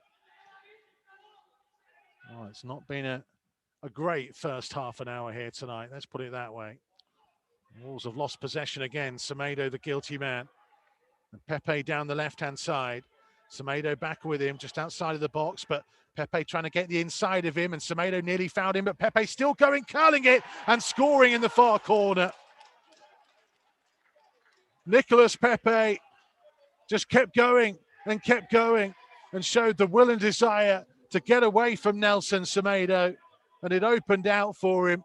Perfect opportunity to curl it, and he made no mistake. And VAR is not going to save Wolves this time. Wolves 0, Arsenal 1. Well, I'm just looking at it. We give the ball away cheaply, and we've got to defend better. Was it Semedo and Neves? Can't let him come inside there so easy. Oh. Put it through the legs of Neves as the final indignation. Too easy. Having beaten Semedo twice. Oh. And Connor Cody's getting absolutely crazy, and rightfully so. And that's the difference between the run that we're having at the minute. About that ball, giving it away, Semedo initially, then getting beat on the ball, and nutmegging Neves. You can't be doing it. It's too easy for Arsenal to get the chances. We ain't got VAR to help us on this occasion, as you touched on. Wolves nil, Arsenal 1, and we have played 33 minutes. As Adama Traore wins a free kick midway inside the Arsenal half to the right of centre. Nuno is turning and looking back towards his bench and going to have a word with his assistant, Rui Pedro Silva. Something needs to change. It does, and they're the only ones who can do it. So they're the only ones who can get something going. Again, it's like it's... You just think over the last few years, the way that we defend, we made it difficult for teams. Just at the minute, it's just not happening. It's pretty easy for teams to have opportunities. And we've got to try and get back to that. Moutinho with the free kick. Bolly and Kilman are all forwards. It's in towards Kilman, who couldn't quite reach it. Podence had a chance to put it back in first time, instead twists and turns, and Bukayo Saka with a foot in. And it will be, I think he's given a throw there rather than a corner. Why hasn't he just passed it simply back to Neves there? I don't understand. He's got two players around him. Podence, he's done well to keep the ball, but he's got two players around him there. He can see Neves, just roll it him back. He's on the edge of the box on his own. João Moutinho thought it was a corner, and no, I was right. Craig Pawson did give a throw. I was going to say the assistant referee give it. Wolves again protesting around Craig Pawson. Neves, Neto and Podence are all asking the question. João Moutinho too. Well, the assistant referee then just in front of us give the throw in. We'll get to see it on a replay in a second. Yeah, it's a corner. Yeah, miles. It's a corner. It's not even close. Kilman with a throw. That's a second poor decision Craig Pawson has made against Wolves in that regard. It's not the reason they're losing. It's not helping. No, it's not. And the say, look, it just you'll see some frustration in the players if it carries on like that. But again, they've got to develop themselves as well. Can't just rely on them decisions. Neto down the left-hand side, trying to get some room to get a cross in. Two players with him. Manages to dig one out low, but it's an easy clearance by holding to the edge of the box. Moutinho nodding in field. Neves, clever first-time ball out wide to Neto. Neto up against Bellerin, trying to go on the outside of him. Hangs his cross up deep to the far post, and Cedric Suarez heading behind for a Wolves corner. Yeah, that was better from Neto there. Hung it up. Good opportunity to attack it. Great ball right from Neves. Just got to keep going. Just got to keep working hard. Neto to go across and take the corner. Left-footed from the right-hand side. Moutinho is there with him. Woody and Jose just inside the penalty area. Bolly and Kilman around the penalty spot. Traore on the edge of the 6-yard box. Podence running short. It's whipped in high towards the far post, but Bernd Leno comes and claims it and rolls it out quickly. And Arsenal are breaking forwards at speed, and Wolves need to get some players back. And here's Pepe trying to run in behind. Cody trying to get across to him. Pepe still going. Cody does enough this time, and Patricio dives out on the loose ball. Yeah, again, so 2 or 3 times that happened the weekend, didn't it? So where they got counter attacks on our corners. Got to be set up that we can't keep caught at that. Semedo for Neto, popping up on the right-hand side. Back to Connor Cody. 37 minutes played here at Molineux. Wolves 0, Arsenal 1. Arsenal had a goal ruled out for offside in the build-up. They also hit the post. Patricio has made 2 very good saves. At the other end, Wolves have had a shot from distance by Nelson Semedo. And that's about it. Yeah.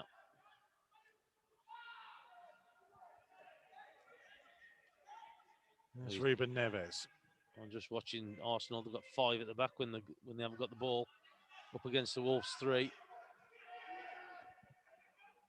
Neves into the feet of Willian Jose.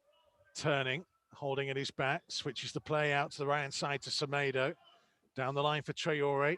He was tight to Suarez and trying to run in field, and then helps it on its way to Semedo, who had made the run on the underlap, and Semedo wins Wolves a corner.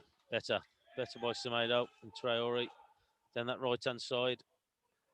And that's what you've got to do. You've got to try and make things happen, try and run into space and create something. A good spot by Traore to pick him out. Martinho has decided to pull rank, and he will take the corner right-footed from the right-hand side this time. Neto did go over there. Martinho gave him a little nod of the head and said, no, I'm having this. Again, players to aim for. It's hanging high as the outswinger. One in the air by Granit Xhaka. Willian Jose with an overhead kick to find Podence. Neves trying to switch the play. What a good ball to find Martinho, who crosses early, but it wasn't high enough. It's headed clear. Martinho picking up on the loose ball. Wide out to Neto on the right-hand side. Traore is over there too. Neto going past his man on his right foot. Low one in towards the near post and turn behind for another Wolves corner.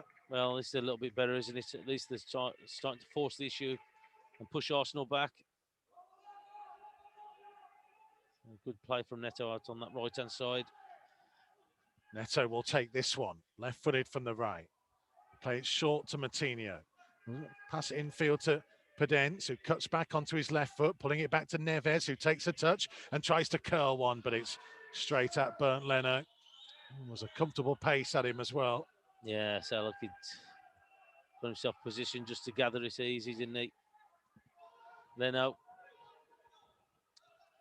But they do attack with pace, don't they, Arsenal? If you talked about John Hartson pre-game, talking about Willian Jose being annoyed if you made a run and you're in the box and you don't get it. Imagine what it's like for Bolly and Kilman, who've gone all the way forwards. There's Bellerin. Well, you know my thoughts on that one. Indeed. Partey, middle of the Wolves half to Lacazette for Pepe. Infield on the left-hand side, driving forwards again. Arsenal had the numbers there, and Kilman having to turn it behind for a corner with Bukayo Saka just behind him. It was far too easy to slide it in that gap. Well, Smith Rowe's just out on his own, isn't he? Just out on that left-hand side. And again, they're getting too much time and space, and so fortunate there that Kilman's actually in the place just to deal with it. Another Arsenal corner. Bukayo Saka left-footed from the right-hand side. It'll be lifted in towards the edge of the 6-yard box. Bolly's header to the edge of the area. Granit Xhaka tried to put it back in there. Traore showing some muscle and now some speed. And Thomas Partey crudely took him down, and he will get himself a yellow card. Yeah, so look, he knew what he was doing, didn't he? If he doesn't bring him down, he's breaking at the back line. Yeah, he just put his leg in the air, hasn't he, to trip him up. No intention of going for the ball at all.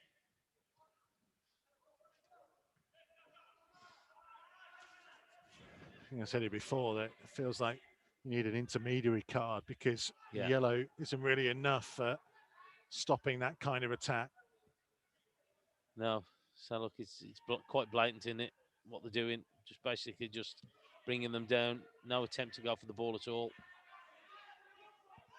Kilman for Neto, midway inside the Arsenal half. 41.5 minutes played. Neto for Martinho, playing it back across the centre circle for Cody. Cody looking to switch the play towards Podence, intercepted by Bellerin.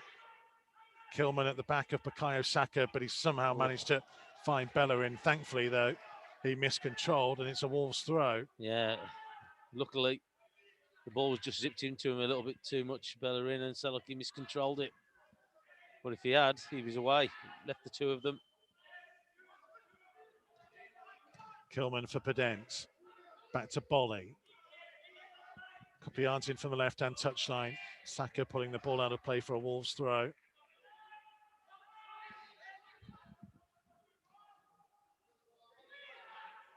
Kilman trying to lift it forwards. Willian Jose brought it down on the chest, turning. He's got support from Podence out on the left-hand side. Podence up against Bellerin. Little right-footed cross towards the far post. He just hung it up in the air, and Bernd Leno came and claimed it. Yeah, it's a shame that, wasn't it? Good little ball up to the front man from Kilman. Leno's gone down, hasn't he? Has Traore collided with him? Yeah, I think it was accidental, wasn't it? I don't think there was an awful lot in that. No. But Leno stayed down, but isn't getting any treatment just yet. Yeah, he's holding his ankle, unless he's just caught him on the bottom of his leg coming down. Traore. Might just have been the way he landed rather than anybody making any kind of contact with him, because I don't think anybody was close enough to do so.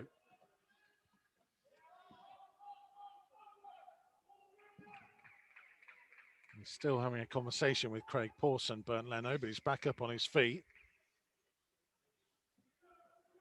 Wolves 0, Arsenal 1.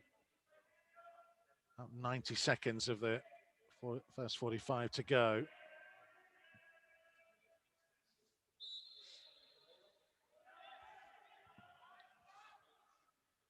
And Leno is okay and will clear the ball downfield in a moment.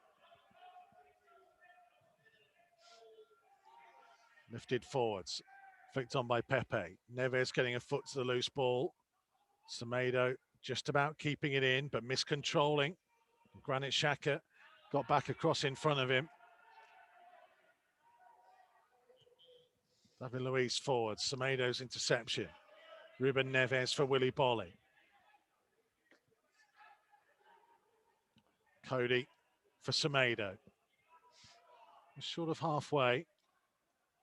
Back to Connor Cody. Cross towards Willy Boly. Now to Kilman.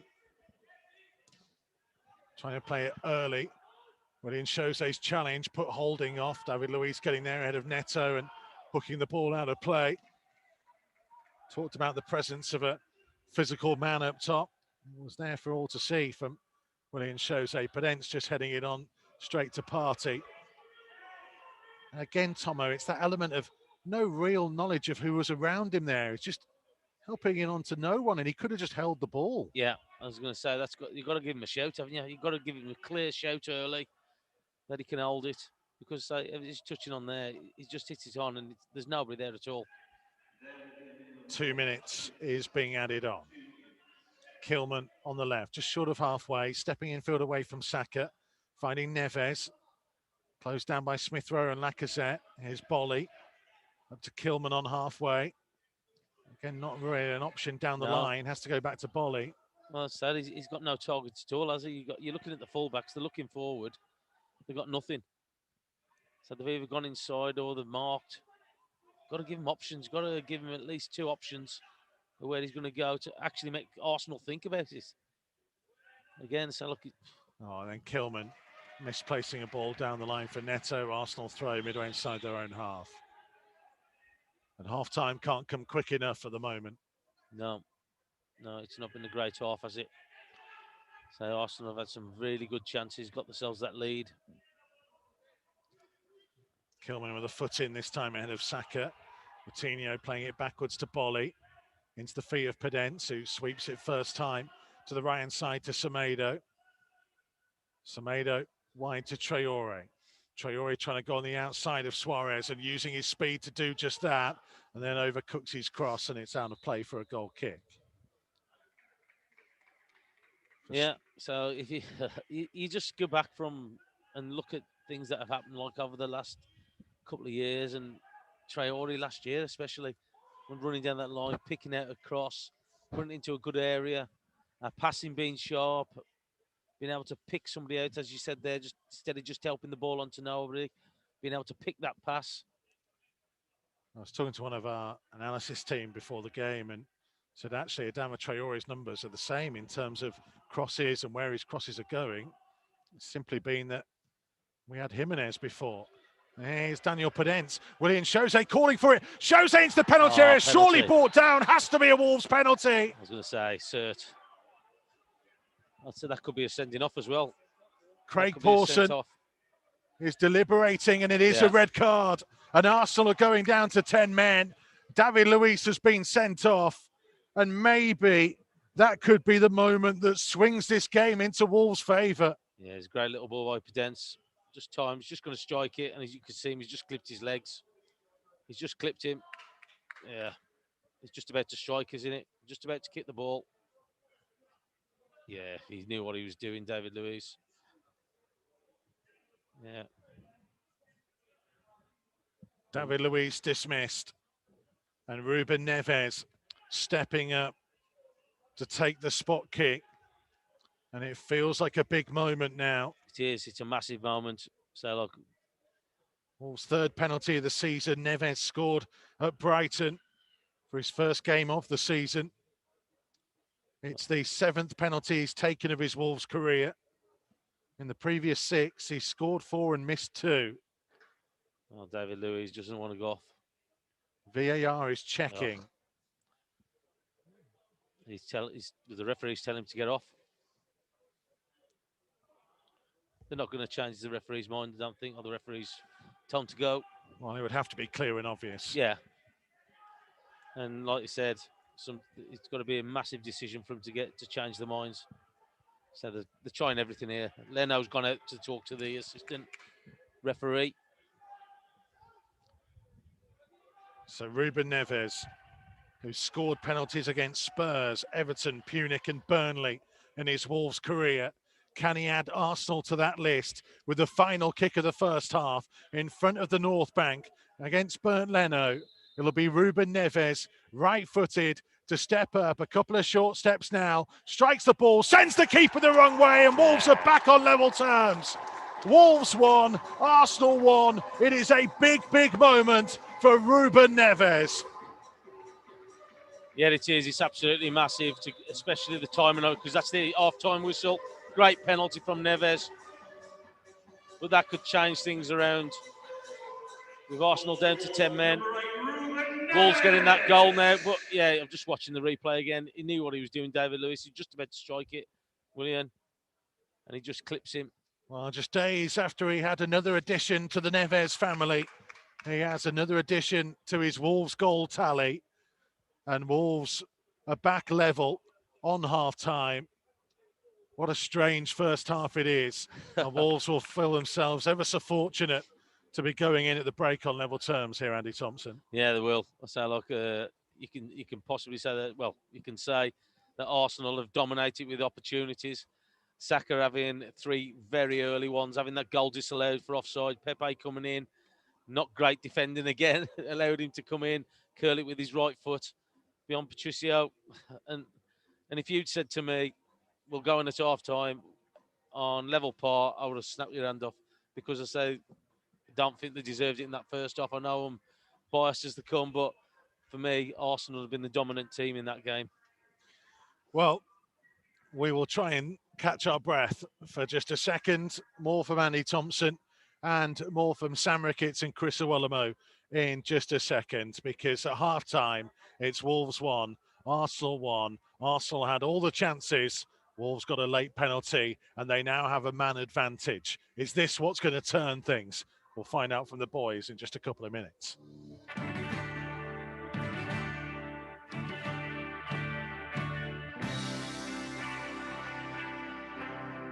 Matchday Live on Wolves TV. Listen for free online at wolves.co.uk or on the move anywhere in the world via the Wolves app.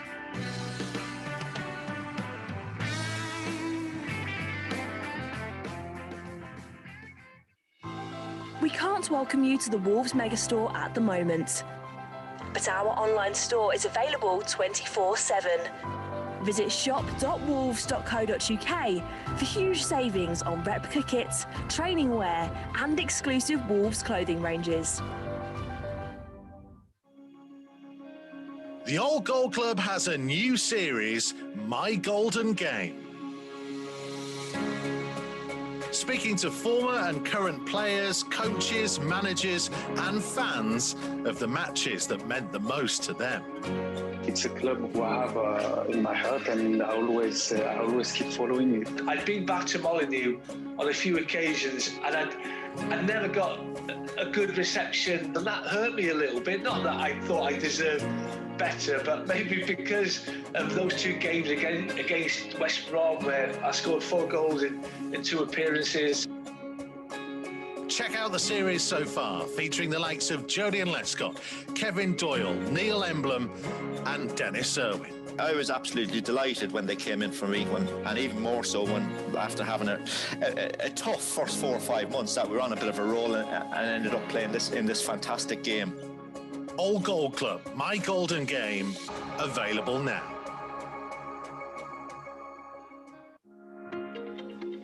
Wolves TV, the home of live uninterrupted radio commentary of every single Wolves game. Here it is! Oh, you beauty!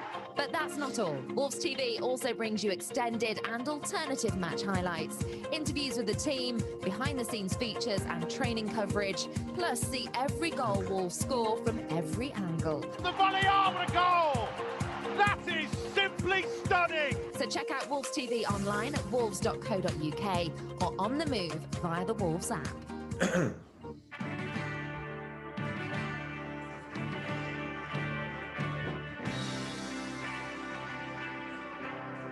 Matchday Live on Wolves TV. Listen for free online at wolves.co.uk or on the move anywhere in the world via the Wolves app. Half-time at Molineux then. Wolves 1, Arsenal 1. Do they deserve to be level, Chris Iwelumo? No, we don't deserve to be level. I think managing the game very poorly, which is surprising, because the players that we spoke about before, I think Podence, he's seen a lot of the ball, but it's that we've got a presence in the box now. Can we get that ball in? It doesn't have to take too many touches, and I just feel that because we've had Fabio Silva in there, or we've played sometimes without that presence, I understand why we try and probably take too many touches, but you've got Willian Jose in there. He's got that physicality. It was excellent for the penalty, by the way. It's a great run from him, great way to pass. I think Arsenal have been, well, let's talk about the goal first. I think Semedo, there's pressures on all players to step up. The touch just got away from him, but he should not be getting outweighted in the box there. I'd probably say it's probably more of a free kick anywhere else on the pitch. But that's a very soft free kick to get. But I know why Conor Cody was getting in the ref's face saying, well, wait a minute, isn't that a foul for us? I just feel that hopefully now we've got the goal at the perfect time. You go in, you regroup, you're going to have that extra man. Can you capitalise on that? Make Arsenal work? Because there has been opportunities that we have broke. We're broke with quality, but then it breaks down right in that attacking third. So this is a fantastic opportunity to go and beat a team that's in form and just control the ball in the second half. Also, Sam Ricketts, what did you make of it? I agree with Looms, but this is what we were talking about before the game. We haven't deserved to come in here level. But not only are we level, we've now got a man better. And sometimes it just takes something like this, to go your way. Now we have to go and make it real, go our way. Can we turn the tide? Because all half, I was thinking this just isn't working. You were waiting for Arsenal to score. Hit the post at the very start. Saka had another good shot straight away. Chance after chance, thinking the goal is going to come here in a minute. There was nothing. Wolves were offering nothing. Probably the one time we really got any quality in was the ball by Podence and getting brought down for the penalty. And that was it. Too many touches, balls coming in the box. Traore looks like he thinks he's now a footballer, where he's an athlete. Run people. Yeah. Arsenal were knocking balls in behind and getting onto it and sprinting onto it. If it's good enough for Arsenal, it's like, why doesn't Traore do it? He wants everything to feet. Stop the defender, then go every time. Just vary your game up a little bit. Sam, how important is it that this second half that we don't allow Arsenal just to keep being dominant with the ball? Because they are such a technical side that they won't really miss that player unless we make them miss. You understand? Yeah. We've got to use the ball a lot better, haven't we? Undoubtedly. If we let Arsenal, if we sit back like we did in that half, which I fully understand why we did it, and it's how Wolves play. But if you sit back now, Wolves will play with 10 men the way they did with 11. They'll just miss a man down the middle and they'll still dominate the ball and control the game. Arsenal, different styles. Arsenal are very quick to press, very quick to get people under pressure, and we struggle to break it. We struggle to get out. We don't really go to the ball. First instinct isn't go to the ball. It's more cover what's around us. Yeah. This half, come on, let's go. Front three and Podence really liven up a little bit. Neto, too many touches. Yes, he's getting crosses in eventually, but too many crosses in. Hearts will be telling him, take 4 less touches, get a cross in for me. Come on, speed the game up a little bit and get right in and amongst Arsenal. That's the key point, isn't it? Because Tomo, we mentioned in commentary there were a couple of times where Podence had a few opportunities where it was like, just put it back in there. Yeah. Get it in there. We heard from John Hartson before the game. Put it in there. Give us a chance. We're watching people there as well. So look, they've got an opportunity to hit in. They're dragging it back to the other side, then dragging it back again. The opportunity's gone. Now, you're playing with a forward in there who wants to get into that central position in the goal. He wants that ball to come in as early as he can because he's made his move, he's made his run to get in there. But it's not coming in. The kick tracking back. Podence has done it 2 or 3 times. Neto has as well. Just put it in there. Just put it into an area. You've got to make Arsenal defend. You're making it easy for them because the fullbacks are just getting tight. It's either going out for a throw-in or a corner, but the upper hand has gone. I think that we've got to start taking a few more risks. I said that before the game. Put it in there early. We've got a centre forward in there who wants to score goals, who wants to get on the end of things. But for whatever reason, we're still having 2 or 3 touches too many for me. It's like we need to get from 3rd gear to 5th gear. Yeah. Come on, speed the game up a little bit. Because not only Jose making his run, Looms, you would have made your run. He's dragged it back. You've got to make another run. But as a defender, we're settled now. Yeah. Right, I've got my mate inside me. I'm seeing the game. It's just, you're making it easier for them, whereas we've got the quality and ability to go quicker. If you haven't got it, I understand. But you've got it. Go quicker. Get the ball in the box quicker. Yeah, Looms, you were just touching on before the game about you want service in there. You relied on service. You'd be absolutely mad watching this. Well, I think... Step up of drag back. And not coming in. I think Willian Josie has to have a chat with him, because in fact, put the ball in quicker. It's one of those things that will be happening as the game goes on. I've just got a feeling that just maybe the balance, we understand why we've went with the likes of Traore, Podence and Neto, because they are going to get a lot of the ball, but they're not putting the ball in. Nuno will see that. So you're thinking, is there going to be a change? I think one of them will be sacrificed for Dendoncker, just for the fact Dendoncker will be breaking, getting into the box, arriving late, and he's another presence for crosses coming in. I was going to ask you boys, how do they stop Arsenal's main threat at the minute, which is attacking our fullbacks and sliding that ball in behind? Because Sam's right, whether they've got 11 on the pitch or 10, they'll still be able to do that. Yeah, no. But how to stop that is to be on the front foot, play a high press themselves rather than sit in and playing counter-attack football. If Wolves actually put Arsenal on the back foot, then those players, they won't fancy it. Then it's all of a sudden it'll be wave of attack in our favour. And that's why I just think maybe we bring in Dendoncker, who can do that box to box. He can defensively cover those distances. And he also puts himself, he arrives at the perfect time in the box to be another threat offensively as well. You're looking at that as well, Loom. So we haven't put no pressure on their back line. They've been picking out passes and just Sakarin behind all the time. That's why we have to go high, Tomo. That's why we have to press high. Our front line need to put pressure on them. Stop. You know as well as me. But Tomo, it's not the front line. That's from the back. That information comes from the back, and that pushes the midfield on. The front three can't go after them on their own, because then they'll just, Arsenal can just play through that. The team have to go up all together, and that's the back line that push the midfield, that push the attack. So that information comes from the defenders. I don't know if you agree with that, Sam, but you don't want the strikers going on their own, or the front three. I 100% agree, but it's not really been the Wolves DNA, that, has it? Wolves haven't ever been, for the last 3, they've always been the I'll show you one way, I'll show you another one, and I'll pick you off. So are they drilled in doing it? Are we expecting them now to do something? Is it one where you now go to a back 3? Because, to be fair, Max has been left exposed so much now, hasn't he? Yeah. I felt sorry for him. He's not a left back, first and foremost. And against Saka, who's quick and sharp, I just thought, is it now when we go back 3, take a man out of that line, because we do have a man more, and try and get 2 centre forwards in then, say, and get better pressure on up top?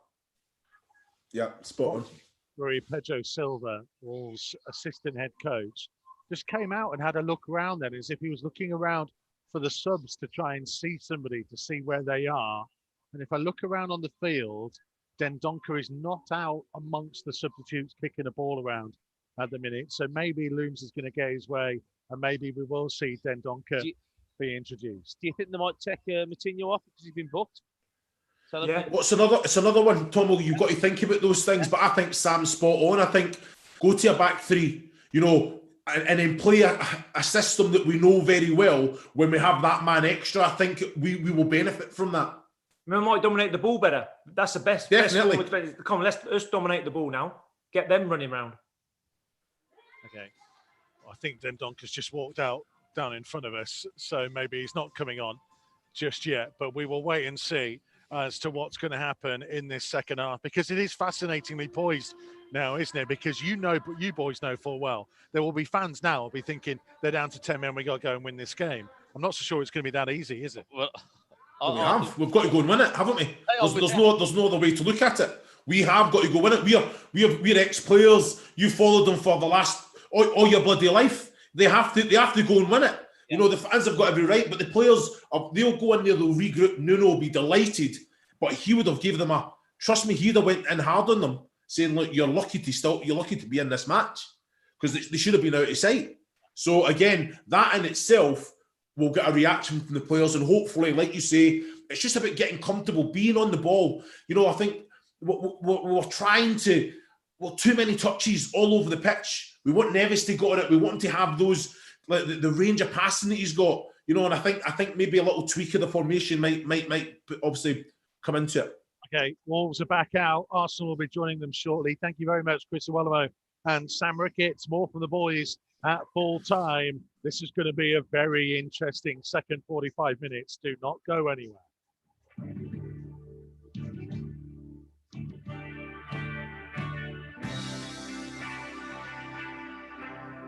Matchday Live on Wolves TV. Listen for free online at wolves.co.uk or on the move anywhere in the world via the Wolves app.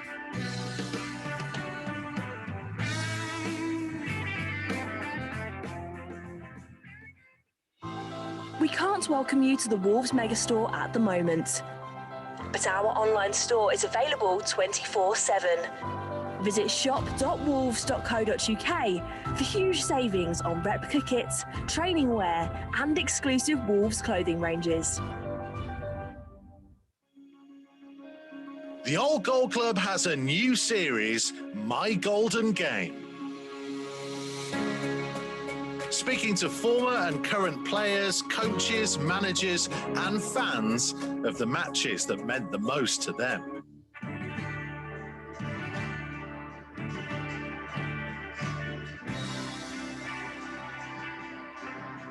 Matchday Live on Wolves TV. Listen for free online at wolves.co.uk or on the move anywhere in the world via the Wolves app. So just about ready to get going for the second half here at Molineux. Arsenal to get us started. They've made a change as well. Yep, we will go through that in just a second. We are back underway. And Wolves with now a man advantage, trying to go on and get the lead and take all 3 points, which would be most welcome. Here's Pedro Neto down the left-hand side as Wolves attack the south bank. Neto with a strong run, hanging his cross up. Willian shows they couldn't quite get on the end of it. In goes Nelson Semedo challenging with Pepe. Ball is back with Ruben Neves. Well, that's a better start, isn't it? So at least they're on the front foot going forward, as we spoke about. Trying to set the game to Arsenal a little bit more. Gabriel is the man who has come on, and Lacazette is the man who has gone off. As Neves plays it wide for Adama Traore, trying to go on the outside of Pepe to the byline. Cross blocked off, but it will be a Wolves corner. Yeah, that's better. Being positive, isn't it? Oops, I haven't got my sort of. Tomo's just been offered a drink. That's why he's. Sorry about that, Michael. I was just trying to be polite. You're trying to be Pleat. Polite. You're trying to be David Pleat. A name from the past, isn't it? Blimey. Right, Wolves corner. Pedro Neto setting it. Left-footed from the right-hand side.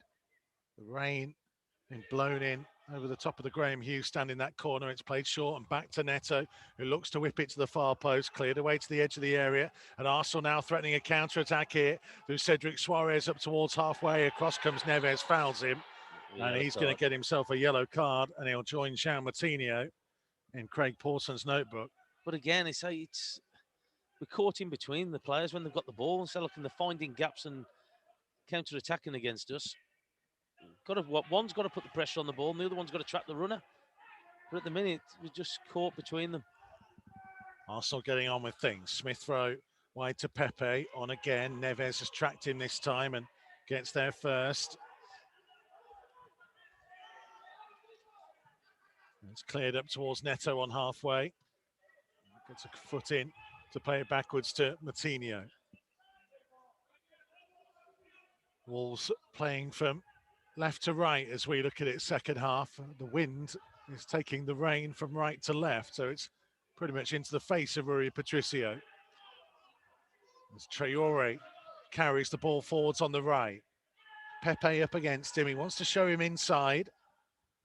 Traore going backwards to Semedo. Semedo cutting back onto his left foot. Now finding Neves. Trying to switch the play towards Neto. Lovely ball. Here's Neto. Controlled it on the thigh. Back to Moutinho. Moutinho lining up one from distance. Oh my word! João Moutinho! Well, he was definitely due to produce something special. And the magic man has stepped up and produced something that you will want to see again and again. It opened out and he struck it off the inside of the post from distance. Only the third goal of his Wolves career on his 123rd appearance. He only scores scorchers. You have to wait for them, but they're worth waiting for. Oh, just watching the replay. You're seeing Leno just trying to get it, but it's going away from him. What a strike that is. What, about 30 yards? Oh, what a goal. And we talk about changes in fortune and say all of a sudden they've been positive in this second half. But how many times do we say, have a shot, have a go? You never know what's going on. And there you go. It just goes to prove what you can do. But it's got Wolves ahead. Just 55 matches without a goal. Yeah, he originally went 60. He scores some wonder goals, doesn't he? Oh, what a strike. Let's hope that's not just his one for the season. No, but it's been positive in this second half, from Wolves. They've took the game to Arsenal a little bit more with that extra man. Got to keep going. You've got to keep on that front foot. Keep putting pressure on him. If he's capable of hitting it like that, why on earth doesn't he strike it more? Well, I've said to you, we've got players in this side who can strike a ball. You've got Neves who's in that central position with him. We've got Traore, we've got Podence, you've got Neto. So, and you just look at it, why don't we do it more? Have a shot. You saw it in the first half with it rebounding off the keeper. And Willian Jose nearly got on the end of it, but again, have a go. There's Semedo with a miscontrol from Bolly's pass. It's taken quickly for Arsenal. Partey midway inside the half, trying to play it down the left-hand side. Semedo can see this out of play. And now we've just seen there a mistake there, what shouldn't be happening, and that's what you can't afford to do. If you're trying to beat a team with 10 men, you've got a goal advantage. Those are the things that have got to stick. Those are the things that have got to make sure that you control. Wolves 2, Arsenal 1. Goals either side from Wolves' two central midfielders. Neves from the penalty spot and João Moutinho from distance have turned this game around. And they have a lead against 10-man Arsenal, but they can't afford to just sit off them now. No, they've got to go for them. They've got to put pressure on that ball, put pressure on it. There you go. Make them place it back to the keeper, get yourself up. But that's what they've got to do. They've got to put pressure on. It's been so long since Wolves have been leading a game. I think Jared Kelsey's just messaged me in all capitals, "We are back, baby, it's on." Steady. Semedo needs to be steady. He's just gone clattering into Pepe. Free kick Arsenal just over the halfway line. Let me run you through the two teams because it's been such a frantic start to the second half. Leno in goal for Arsenal. Bellerin holding. Now Gabriel and Suarez. Then Partey, Xhaka, Pepe, Emil Smith-Rowe and Saka, with David Luiz having been sent off. Emil Smith-Rowe effectively playing through the middle. Pepe's chase. He'll go behind for a goal kick. Wolves, Patricio in goal. Semedo, Bolly, Cody Kilman, Neves, Moutinho, and then Traore, Podence, Neto, all behind Willian Jose. And that, by the way, was João Moutinho's first ever goal at Molineux. Yeah, Man United and Bournemouth, isn't it? The other two. Here's Willy Boly. There's another interesting tactical change that I'll highlight for you in a second as Podence surely handballed that. Yeah, it will come back for a free kick.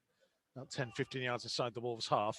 Boly and Cody have switched this half, Tomo. Yeah. Cody played right-hand side of the back two in the first half. He and Boly switched over. Is that for Cody to help out Kilman, maybe? I think so. I think so. He's probably with talking and giving him some instructions about his position and sense. Granit Xhaka to lift it forwards, headed away by Kilman. Bukayo Saka back to Partey. Moutinho trying to win it, but Bellerin got there first. Here he is again. Little flick. And it's going to be played on to Bukayo Saka just outside the right-hand side of the penalty area, back on his left foot, crossing in, headed away by Boly. Willian Jose, oh, what a good header. Yeah. To his left-hand side to Neto. And a little flick by Podence. Neto was never going to reach it. Just hold the ball. Yeah, I was going to say, good header from Willian. So, but again, so he's just making the ball stick there. So he was never going to get it, as you touched on. Never going to get the ball. Just going to make sure we don't give it away now. Smith Rowe wide for Cedric. Semedo sliding challenge. Well done. So I think he will, referees give it to us. Yeah. Well, Cedric was limping, and then the decision went against him, and all of a sudden he's all right. Traore just about holding off Smith Rowe in a tight area. He's lost it now, but he will win a free kick, and Arsenal are fuming. To be fair, there was 2 or 3 challenges on him that the referee was giving advantage. But I think the 4th one brought him down. But that's what you want to see from your players, that fight. And again, Traore making sure he doesn't lose possession of the ball. Wolves 2, Arsenal 1, 54 minutes played. Oh, yeah, to come off Cedric's knee, I think. And you are going to want to head to the Wolves social media channels over the next few days, because we have a pretty special angle that will be exclusive to us of that João Moutinho strike. Semedo gets a free kick just sort of halfway. Pepe wrapping his arms around him. Suddenly it's going for Wolves. Yeah, it is. And I said, like they always say, that you make your own luck. And again, that's what they've had to do. They've had to try and make their own luck, because they've got away with it a little bit in that first half. And hopefully that's give them a... Oh. Well, Wolves have given it away, though.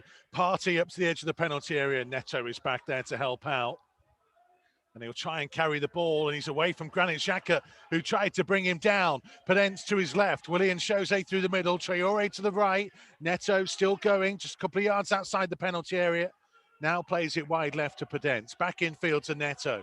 On again, into the area. Neto still running, still going. It's a brilliant run, and across comes the challenge of Gabriel.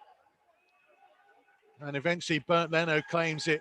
Well, Neto did well to stay on his feet there. If he'd have gone down, Wolves might have had another penalty. I think it's the initial one where he stepped in, I think. He tried to stay on his feet, but he was always stumbling, wasn't he, once that first challenge come in. I'm just watching it again. Pull his arm there? Partey's pushed him, I think. Here's Smith Rowe in the meantime down the right-hand side for Arsenal. He passes it straight to Moutinho. He flicks it first time early up towards Podence. Neto has only just got to his feet and is still a long way downfield. Yeah, he's must be shattered. He's run the length of the pitch. And again, it was that high-intensity work that he's gone through. So he's just recovering. He's burning a little bit at the minute. He'll be all right in a minute or so. Here's Neves. All right, to Semedo, just over halfway. Down the line for Traore. Infield to Podence. Podence turning and putting it into an area by the right-hand corner flag. Traore gets there, lifts his cross in. It's going to go all the way through the penalty area. And poor old Pedro Neto had only just made it back into the midfield area. I looked up and saw a cross that was probably meant for him. Yeah, but again, so like you look where Williams' position is, dead centre in that goal, 6-yard box. And that's where he wants it. He wants it in there so he can compete and challenge for the ball. Like I say, it's good if you've got a few players in there across the Traore, but he's got to try and pick somebody else out. Just had the one there at the minute. Neves back to Bolly. Just on the edge of his own penalty area. To the right-hand side to Semedo. He's got nobody in front of him. It's closed down sharply by Pepe. Goes back to Bolly. Looks to lift it. Traore with a flick on. Holding's header forwards. Partey brings it down and plays it back to Holding, just to the left of the centre circle. Lifted high over the top for the run of Pepe. Flag stayed down initially, but Pepe won't reach it. Goal kick. No, he's never catching it. You say he was always overhit by Holding.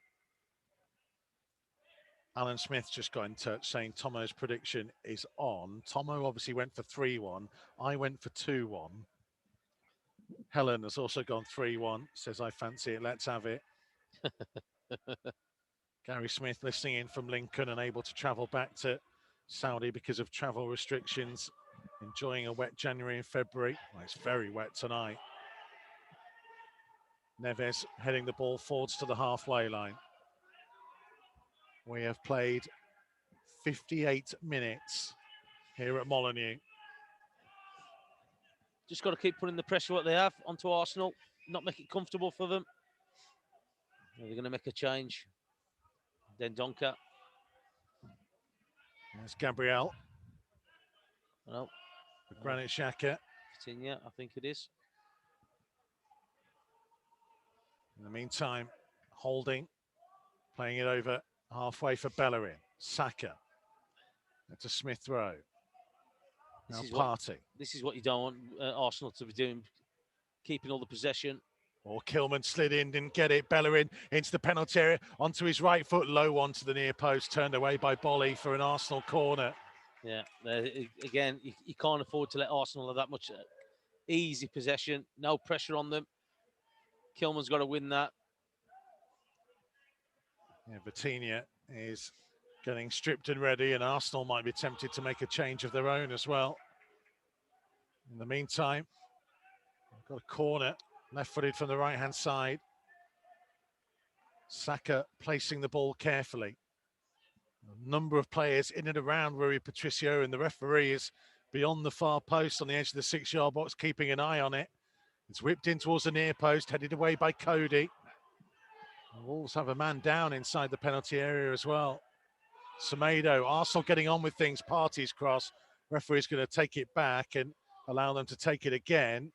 I'm just trying to work out who it is. I think it's Nelson Semedo. Yeah. At the near post, Partey came across him, barged him right in the back there. Yeah, well, is that not a foul? Yeah, Connor Cody's probably saying that sentiment to the referee. Pierre-Emerick Aubameyang is stripped and ready to come on for Arsenal. Yeah, Pepe going up by the look of it. Yeah, he will replace Nicola Pepe, whose goal put Arsenal in front.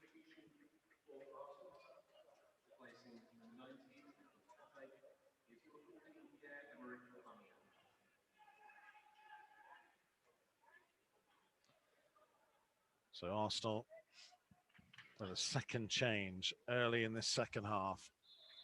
Well, he likes to play out on this left-hand side, doesn't he? Aubameyang cutting into his right-hand side.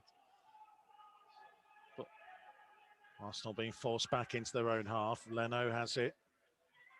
Short one for Granit Xhaka, trying to lift it back out to the right-hand side. Neto heading forwards, and Moutinho giving chase and trying to play it early on for Willian Jose, who quite wisely carried the ball wide left, waited for some support to arrive up there. Well there were played. 3 white shirts inside of him. Well played. He had nothing else on, did he? Was it 4 Arsenal players to contest with?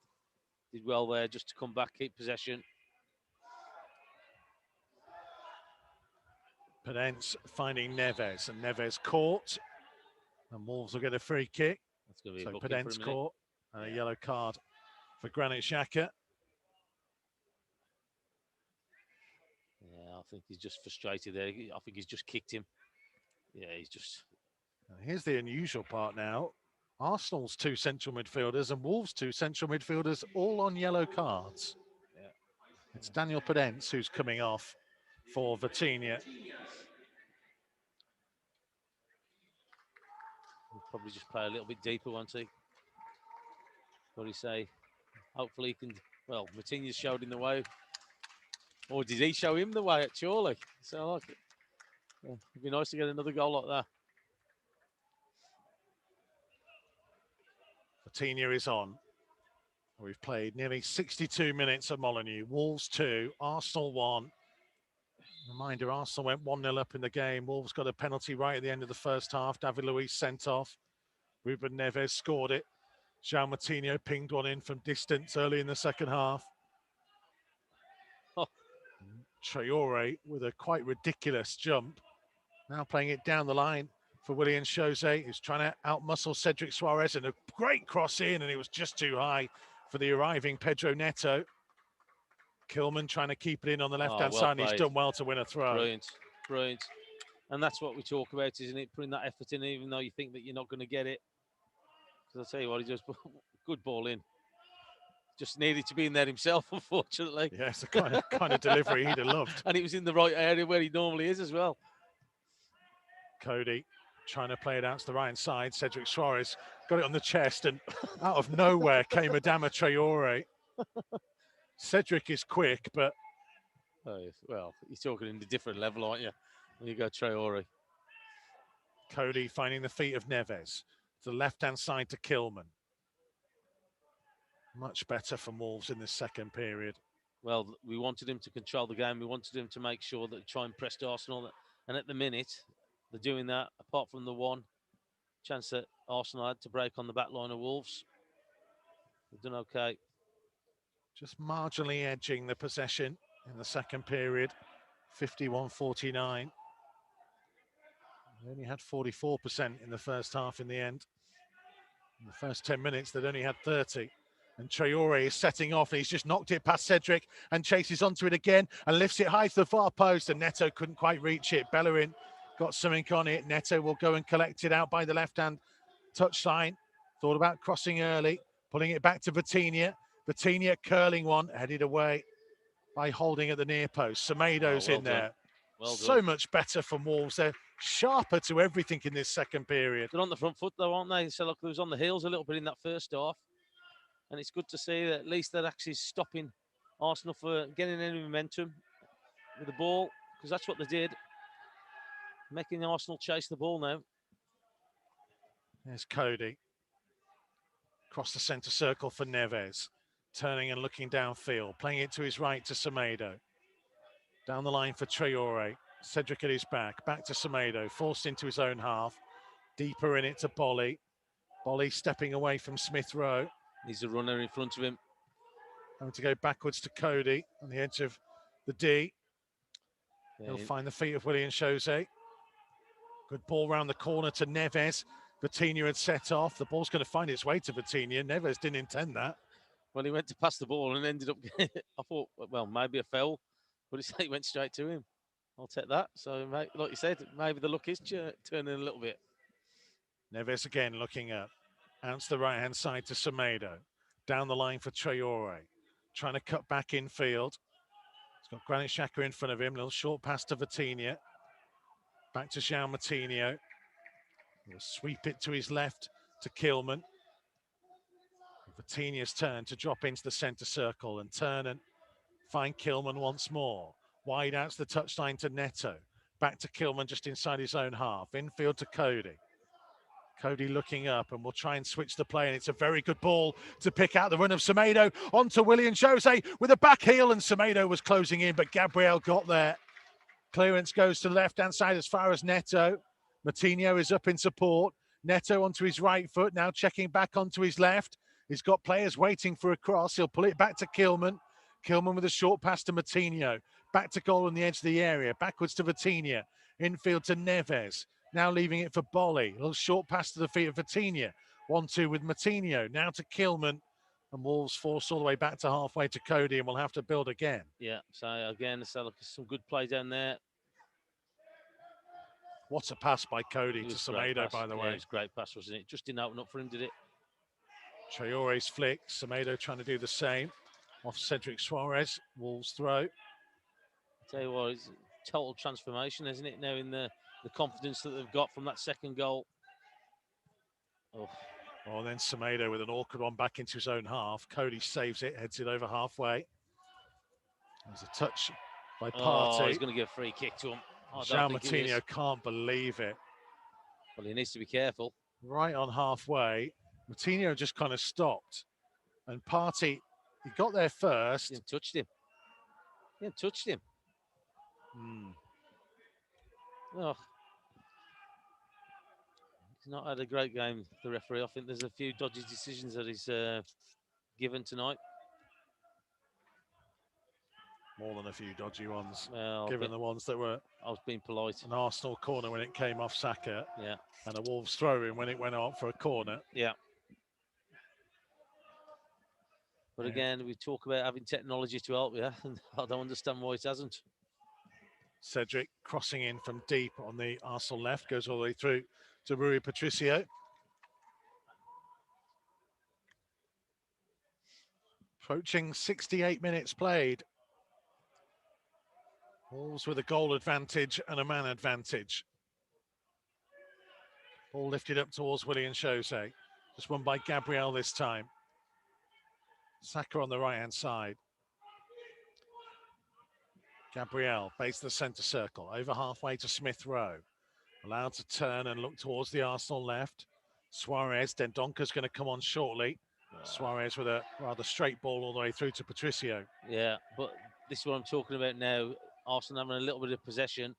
I don't think you can afford to let them do that. You can't afford to get a little bit of confidence in keeping the ball, because sooner or later they're going to open you up, get that pass through. Got to try and win it early, higher up the field. Cody trying to find Traore, who was offside. Taken quickly from Arsenal. Granit Xhaka forwards. Referee's allowing it to continue. Partey up to the edge of the area. Cody blocking his strike. Rebounds out towards Bukayo Saka, right by the right-hand corner flag. Trying to get away from Kilman. And he continues on his charge, but he's bounced into by Pedro Neto, and the ball is behind for a goal kick. Yeah.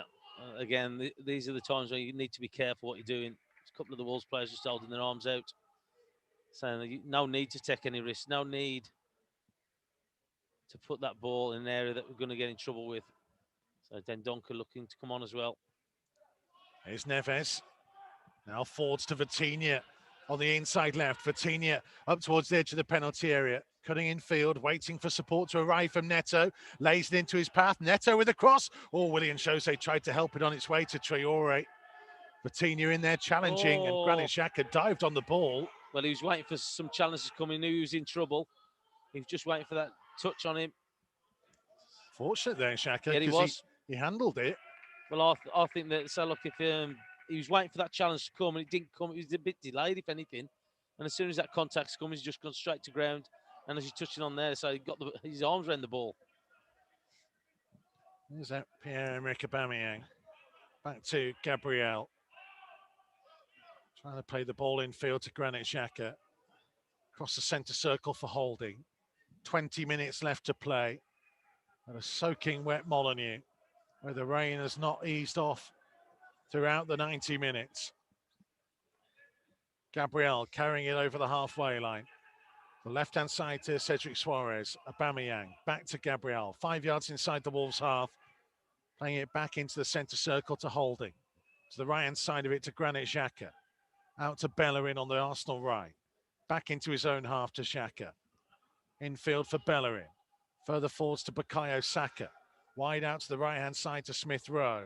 Bukayo Saka allowed to turn. Kilman stepping in. And he didn't just intercept, he found a teammate. And Bolly now finding Traore to Vitinha. And Vitinha with a lovely ball forwards to Willian Jose.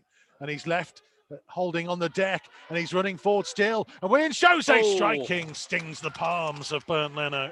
Yeah, it's a good strike. Salah, again, Salah from distance as well, and that's what we want to see. Just owned up for him, didn't it? It's fortunate that the holding, I think it was, it fell over, but just straight at Leno. Salah just needed to be a little bit to either side of him. Wolves leading by 2-1. Long straight ball that Bukayo Saka's chasing, but Patricio's out to the edge of his box. Rolls it out to the feet of Neves, who turns and finds Bolly. Bolly up to halfway to Vitinha. He's looked good since he's come on, Vitinha. He's just popped up in nice little areas. He always wants the ball though, doesn't he? Semedo. Oh, now Bernd Leno's handled it outside the penalty area. He's off as well. It was a long ball forwards that Traore was chasing, and Moutinho is straight up to Craig Pawson. And if Bernd Leno didn't handle that, He's off. Traore would have been in, and Bernd Leno sent off, and Arsenal are down to 9. I'll tell you what, he's come to read it because it's a good ball over the top. He's realised it's skidding further than he thought, and he's had to handle it with his arm. I'm not sure he needed to, you know. It might just have hit his body, but I think he's run past the ball. I think he's running past the ball. He's realised it's going to the side of him. He's tried to read it, take it onto his chest or belly. He's realised it's coming inside, and he's gone too far, and he's had to adjust his arm for me. Oh, opportunity here now. Bernd Leno in discussion with Dendoncker as he went off there. And he will head down the tunnel. Arsenal sub-keeper is Alex Runarsson. Well, they're going to have to make another decision, though, aren't they? VAR are officially checking it. But I'm not sure how they can... I was going to say what they did. He's a forearm. He's with his forearm. There you go. Confirmation that it is a red card. Oh. Dendoncker is still going to come on, and it's Ruben Neves who he will replace. Well, who they're going to take off? Awesome.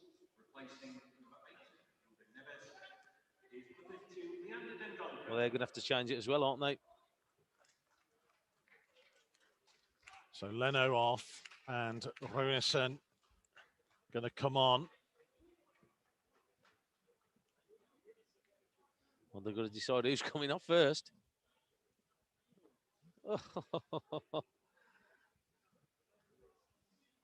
Again, and it's, you know, Sam Ricketts said it at half-time about, you know, just putting it in there for Traore to run onto. Don't always give it to his feet. Use his speed. And exactly that there. Well, I said last year, I think it was, where I said, like, a ball over the top, somebody like him, he hasn't got to have it to his feet all the time, just to let him come into there. It's Thomas Partey coming off. Well, again, I think they got an opportunity here, Wolves, if they use their heads to get more goals out of this game. Well, the young goalkeeper will head on and then head out into the rain. Wolves with now a 2-man advantage. Well, just got to do it right, haven't they? They've done really well. They've done well in this second half. They've got the advantage. And now they've got the 2-player advantage. They've got to make use of it. Keep that ball moving. Don't give Arsenal any opportunities to have the ball. Quarter of an hour to go. João Moutinho with a free kick. Waiting to try and whip it in. Willian Jose wanting to make a run across the near post. It goes towards him. It was Aubameyang who hooked it back out to the edge of the box. Neto forward. Cedric Suarez just smashing it downfield. Patricio will come out of his goal and he uses his feet. Well, this is where you've got to be professional now. Don't take any risk. Don't put the ball at risk. Just keep possession of the ball. Keep passing it. Keep moving.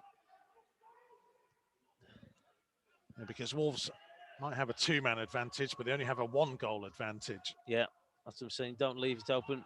Semedo with a slightly short one to Bolly, and Bolly fuming at Semedo. I'm not surprised. Cody's pass to Vitinha. Wide out to Neto. Back into his own half to Moutinho. Now forwards to Vitinha again. He's done, like you said, I think he's done well. He wants the ball, doesn't he? So he's making himself available as many times as he can.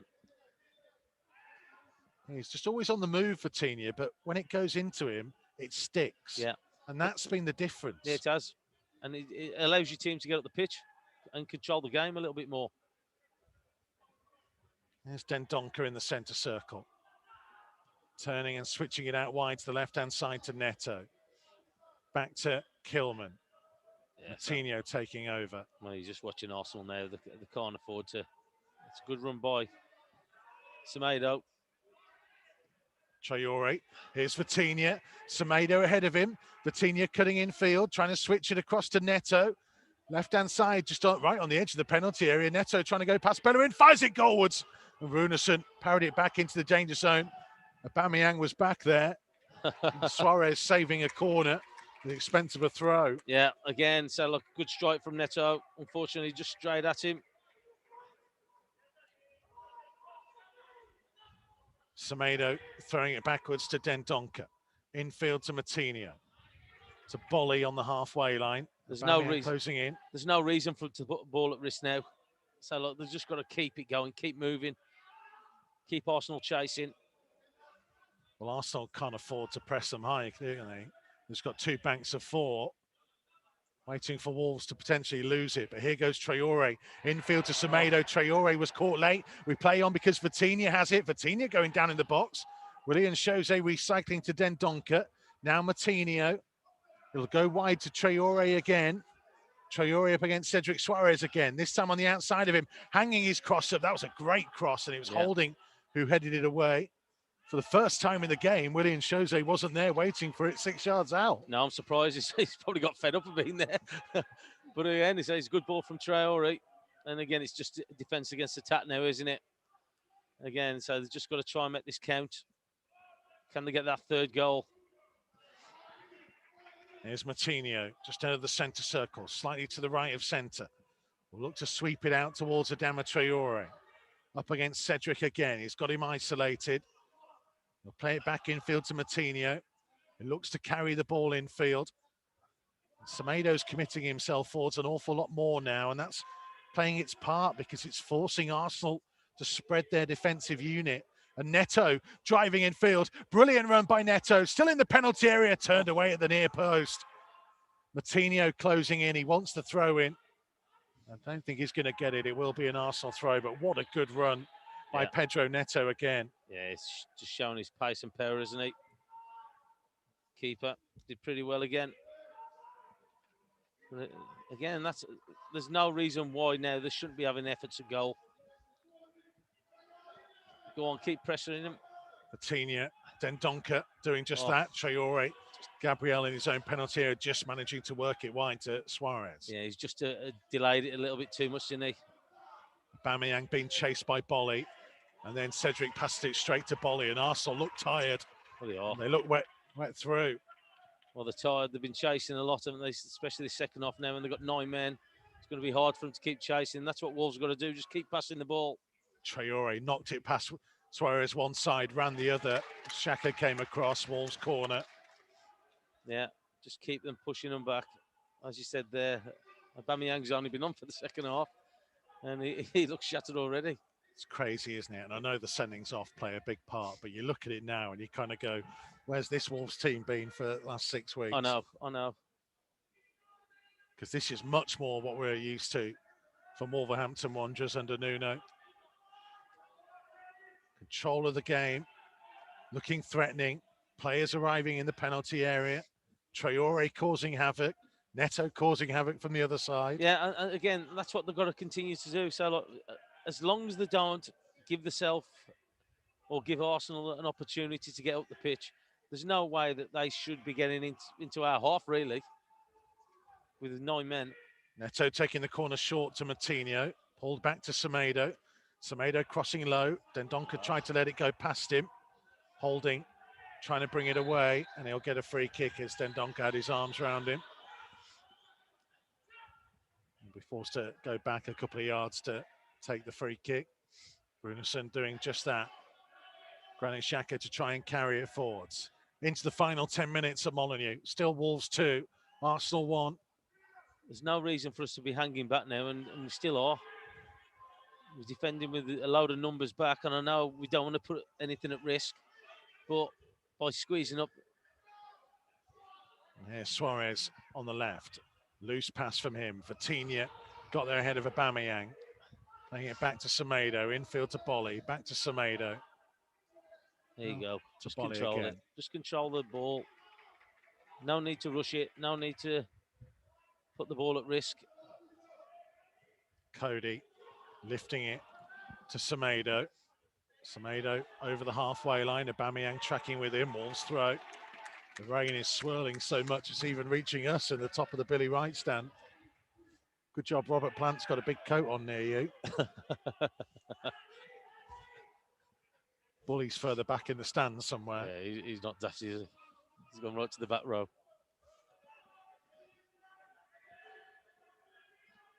There he is, Dendoncker in the centre circle. Out to the left-hand side to Pedro Neto. 8 minutes left to play.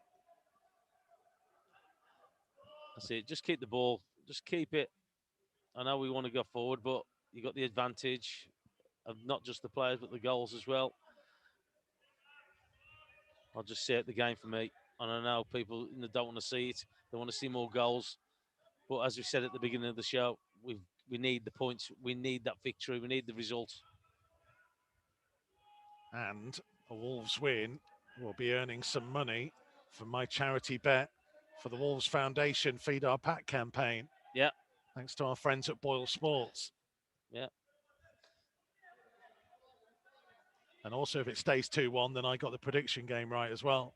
Well, sooner or later you had to get one right, didn't you, after that? What do you mean? I'm absolutely battering you lot. That little lucky spell you had. That was 7-3.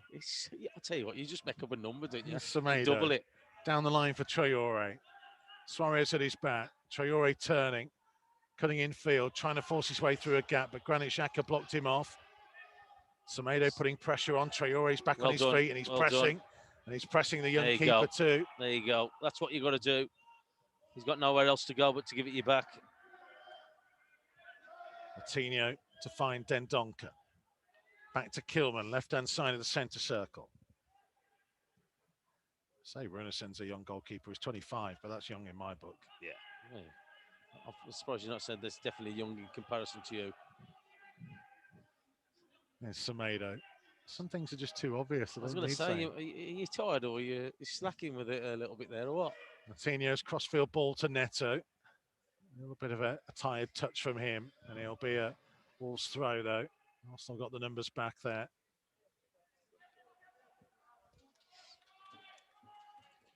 Yeah. Coutinho just see the game out. Circle. Just see the game out. They're not coming out. If they come out, then you can start to pick them off. There you go, like that. But again, it's about controlling the game now. 6 minutes to play. Traore again against Cedric, and again leaving him for dead. And he'll just hang across in there. Oh, Willian Jose missed it. It was a chance for him, wasn't it? That was a chance. Good ball from Traore again. Made a great run, didn't he? Yeah, he did. He just didn't get really enough on it, did he? More glancing than actually any direction on it. What did you say? It was the area that he wanted. Coutinho. To his right-hand side to Semedo. Wide to Traore. I'll tell you what, Cedric's going to have nightmares tonight, isn't he? Just looking at him, he looks absolutely shattered. He must be thinking, what am I going to have to do? He must be looking at the clock. Neto back to Cody, base of the centre circle. A little short pass to Coutinho, drops a shoulder. Plays it backwards to Bolly. Coutinho again. Now to Connor Cody. For Kilman. Wide to Dendoncker. Back into the centre circle to Coutinho. Different player after that goal. Yeah, I'll tell you what, it's well worth watching again, isn't it? It's a great strike. It's the feet of Neto for Semedo. Wide to Traore. Traore tried to flick it in field to Semedo. We'll come backwards. Squeeze, get him down here. Oh, that's right. Xhaka got it on the edge of the penalty area. Arsenal were just about able to get out of trouble. Yeah, but it just allows them then to just squeeze up a few players, though, doesn't it? And if you put pressure on them, so they've still got the lads at the back and in midfield areas, they've got nobody at the back, up front, sorry. There you go, squeeze.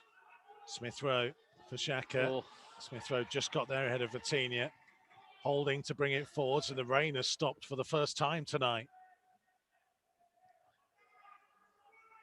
Maybe the clouds are lifting over Wolves of what's been a dark winter. He's got to get up.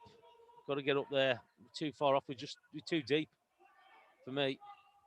Xhaka for holding. Forwards to Bukayo Saka. Allowed to turn, but Kilman was blocking him off. It went back to Smith Rowe. Now for holding. Last 3.5 minutes. Ball forced backwards. Smith Rowe wide to holding again, just over the halfway line. Infield to Granit Xhaka. Xhaka finding Aubameyang. Bolly's gone chasing to put some pressure on. Ball goes backwards to Smith Rowe. To holding again. Allowed to carry it forwards. Wide to Bellerin. Bellerin just waiting for runners. Holding has gone past him on the outside. Arsenal are beginning to commit more players into it. Yeah, they are. Well, they've got nothing to lose, have they? They've got 9 men, the 2-1 down. They've got to commit. There you and go. then a loose pass by Gabriel. That'll do. Out of play for a Wolves throw on halfway, and we have 2.5 minutes of the 90 to play. Yeah, put a little bit of pressure on them, but I think sometimes because you say you've got 2 men advantage, I think that some people just get, or you end up having 2 people doing one person's job. And I think there you just got to try and keep the ball. Here come Wolves with Neto down the left-hand side, gets towards the byline, just waits and begins to go backwards and plays it back to Kilman. Infield to Dendoncker, to Moutinho, middle of the Arsenal half. Game is being played at whatever speed Moutinho is dictating right now. Yeah, it is. So look, at the end of the day, it's just Wolves just keeping the ball, isn't it? So you're looking at Arsenal team. So look, from a team that were bright as everything with 11 men, they look demoralised at the minute, don't they? They look tired. They've been chasing all this second half with 9 men. Bolly for Semedo. Back to Willy Bolly. João Moutinho. Back to Connor Cody. Couple of yards short of the centre circle. To Bolly. Trying to play it early for the run of Traore. Goalkeeper's coming, and he's at least Runarsson stayed inside his penalty area this time. Yeah, it's just too straight, wasn't it, from Bolly? Skidded through to the keeper. Gabriel under pressure from Vitinha. Finds Xhaka. Minute 15 left to play of the 90. There will be time added on. And whilst it remains 2-1, 9-man Arsenal still have a chance. Yeah, and again, if we keep dropping off and letting them have the ball, it's only going to take one pass, as we just saw there then. Bellerin trying to get in behind. Kilman trying to get there, but Bellerin still has it, pulling it back towards Aubameyang, and it was a massive block by Willy Bolly. Bukayo Saka striking, this time blocked by Dendoncker. Vitinha got a foot in. Willian Jose was just a little bit behind Traore, and he tries to cut in field, and Wolves want a free kick, and they will get it. Well, there's an example about what I'm saying. If you let teams have possession of the ball, fortunate that Aubameyang shot was blocked there. Bellerin down that right-hand side. Again, it's only for the lack of numbers that they've got, but great block by for Bolly. Just watching it again. And that's the risk that you take if you let teams have the ball. We are going to see Fabio Silva come on for the stoppage time, really, because 90 minutes is up. So first of all, we're going to have 5 minutes being added on. And it will feel like an eternity for so many fans listening to us around the world. Desperate for Wolves to see this one through. Willian Jose's home debut comes to an end. He didn't get the goal that he would have wanted. What did you make of his contribution overall? He's done all right, Selok. He hasn't had much service, to be fair, Selok, and the quality into him hasn't been great.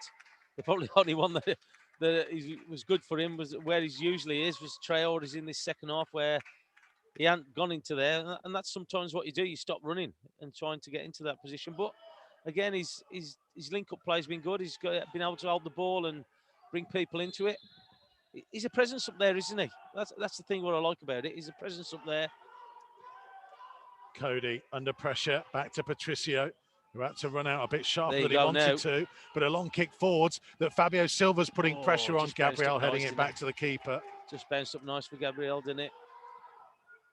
4 minutes to play at Molineux.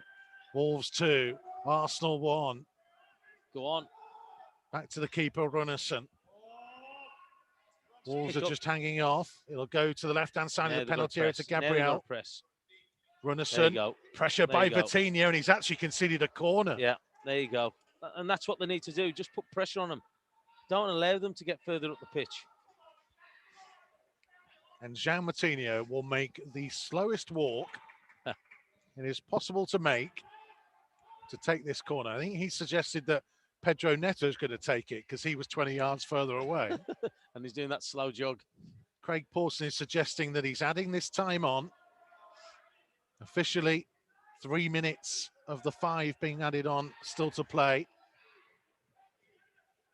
Neto with a corner. Only Fabio Silva in the penalty area. Neto has Moutinho there to play it short to. He does play it short to Moutinho, and he lifts it in field. And Neto had made a very clever run, but across came Gabriel and cleared. And Traore just had to see it out of play for a Wolves throw. And it's about being professional now. Yeah, it is. It is. We've all said it's about the result. I know, we know, man, you're thinking, oh, we can get goals, but it's the 3 points, it's the victory that we want. Wolves with just 1 win in 11. 1 win since winning at Arsenal in November. It's been such a difficult period, and they had some massive strokes of fortune in this game. And they just have to see it through. Yeah. For another 2 minutes. Keep the ball, keep possession of the ball. Vitinha wide to Neto. Up against Bellerin. We'll play it infield to Vitinha. Now to Dendoncker. Into the centre to João Moutinho. That's all you've got to do for the 2 minutes. Just keep the ball moving side to side. They can't come out. They're shattered. They've been chasing all really hard in this second half. Arsenal. Just keep possession of the ball. Moutinho back to Bolly. Aubameyang chasing. Infield in the middle of his own half to Cody. To left-hand side to Kilman. Yeah. Down the line for Neto. Neto driving infield. We'll leave it for Dendoncker. On again to Neto. And it might open out here. And Wolves suddenly have 5 on 3. And it's Vitinha, left-hand side of the box. Oh, and he tried to seal it. And he went near post and slid it past the outside of the near post. It was a glorious chance to wrap up all 3 points. Yeah, he's got it at the target for me. It's on his right foot as well. Oh, he wasn't even close when I'm looking at it. It's too close for him. That's what it was. He's too close. He's only used to scoring 30-yarders. Into the final minute of the 5 minutes being added on. Oh, that shouldn't be happening. This shouldn't be happening. Arsenal clearing it forwards when Wolves were trying to press. Comes back to Gabriel, though. Granit Xhaka. Fabio Silva trying to put a foot in. Granit Xhaka still has it. Now to Holding. Moutinho trying to close down. Gabriel, Traore with him. Cleared up to halfway. Bolly got there and just sent the ball back downfield.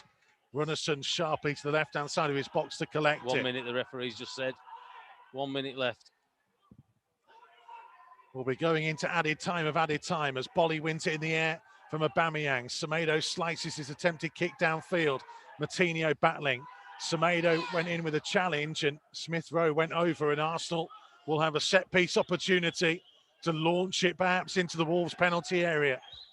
And they're calling for the goalkeeper Runnison to come forwards. I think they want him to take it. Yeah. Well, they need all the men they can. Yeah, they're going to get the keeper to take it. Now, this is a fair battle now, isn't it? So they've got up against them. They've got everybody in there, Arsenal. Cedric Suarez has gone wide left, taking Neto with him. Every other Arsenal player forwards. It's the goalkeeper to take it, to launch it into the Wolves penalty area. Bolly gets his head to it. Kilman hoofs it downfield. Referee puts his whistle to his lips, and Wolves get the victory. And it could be massive in terms of turning around their season. Behind in the first half to Pepe's strike after the half hour. Arsenal had already had one disallowed, and Bukayo Saka had gone close with 2 other opportunities. But when David Luiz brought down William Jose right before half-time, he got his marching orders. Ruben Neves scored from the penalty spot. João Moutinho smashed one in from distance early in the second half for his first goal in 55 appearances. But Leno was sent off for handling the ball outside of his penalty area. Wolves saw the job through for only their second win since beating Arsenal in November. They had to do it the hard way. They needed some massive strokes of fortune, but they have finally won a game again, won a Premier League game in 2021 and given themselves a platform to build on. It finished at Molineux, Wolves 2, Arsenal 1. Yeah, it wasn't pretty, was it? Salok again done him a massive favour, big swing when David Luiz got sent off in that first half, got the penalty just before half time, then to come out, Moutinho's worldy to score, to put Wolves ahead. But again, Leno getting sent off made it down to 9 men. And Wolves, all they had to do, it was all about game management for me. I wasn't bothered about how pretty it was in the performance. I just wanted the 3 points. I could keep the ball. I don't care about them scoring any more goals. It was all about the victory. And people will say, well, we should have gone and got more goals. It was about getting the 3 points for me. And that's what they've done. Yeah, we said before, didn't we? They just had to get a win from somewhere. I don't care. I don't care how it comes. Again, so look, it's done us a massive favour with them getting going down to 9 men, and look, we was in total control then. So it was just attack against defence, but again, they had to do it right. The game management had to be right. They didn't need to put things at risk. Could have had probably a third goal there. Vitinha going through. Probably should have done better. Well, he should have done better by hitting the target at least. And they've had a couple of efforts where the keeper saved, but 3 points. That's what we wanted. We and the double over Arsenal. Yes. And a first double over Arsenal since 1979. Oh, wow. Which was the last time we'd won away at Arsenal. And now the double as well. And a João Moutinho goal. And he is being interviewed by the TV with a big smile I'm not surprised. on his face. I'm not surprised. We will take a quick break, and then we will see the smiles on the faces of Andy Thompson, Sam Ricketts, and Chris Iwelumo here on Wolves TV's Match Day Live Extra. Do not go anywhere, because you are going to want to watch our post-match, because we might have a special guest joining us too. Don't go anywhere.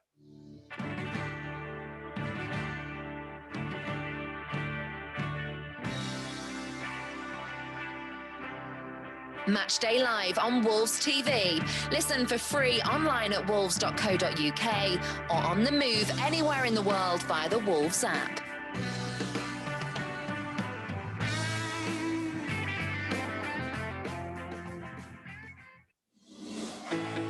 Join the pack. Become a 2021 member online today. Whether you're a dribbler joining for the first time or an international fan supporting from afar.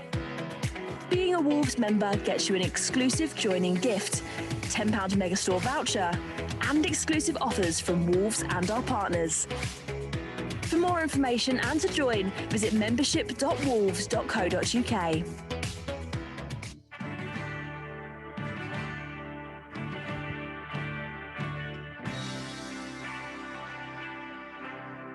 Matchday Live on Wolves TV. Listen for free online at wolves.co.uk or on the move anywhere in the world via the Wolves app.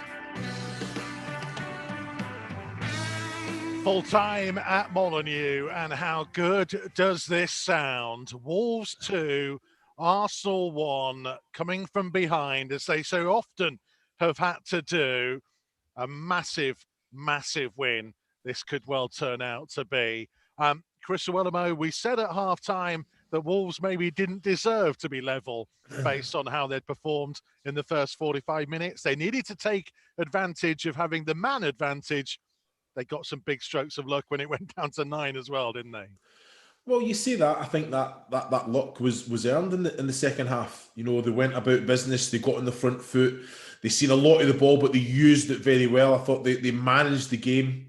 The wonder goal was just perfect. It came at the exact right time as well, and that just gave the team confidence to go out and play the exact way that they wanted to do. You know, I think made it very difficult for Arsenal. I don't know what Leno's doing there, by the way, as a goalkeeper.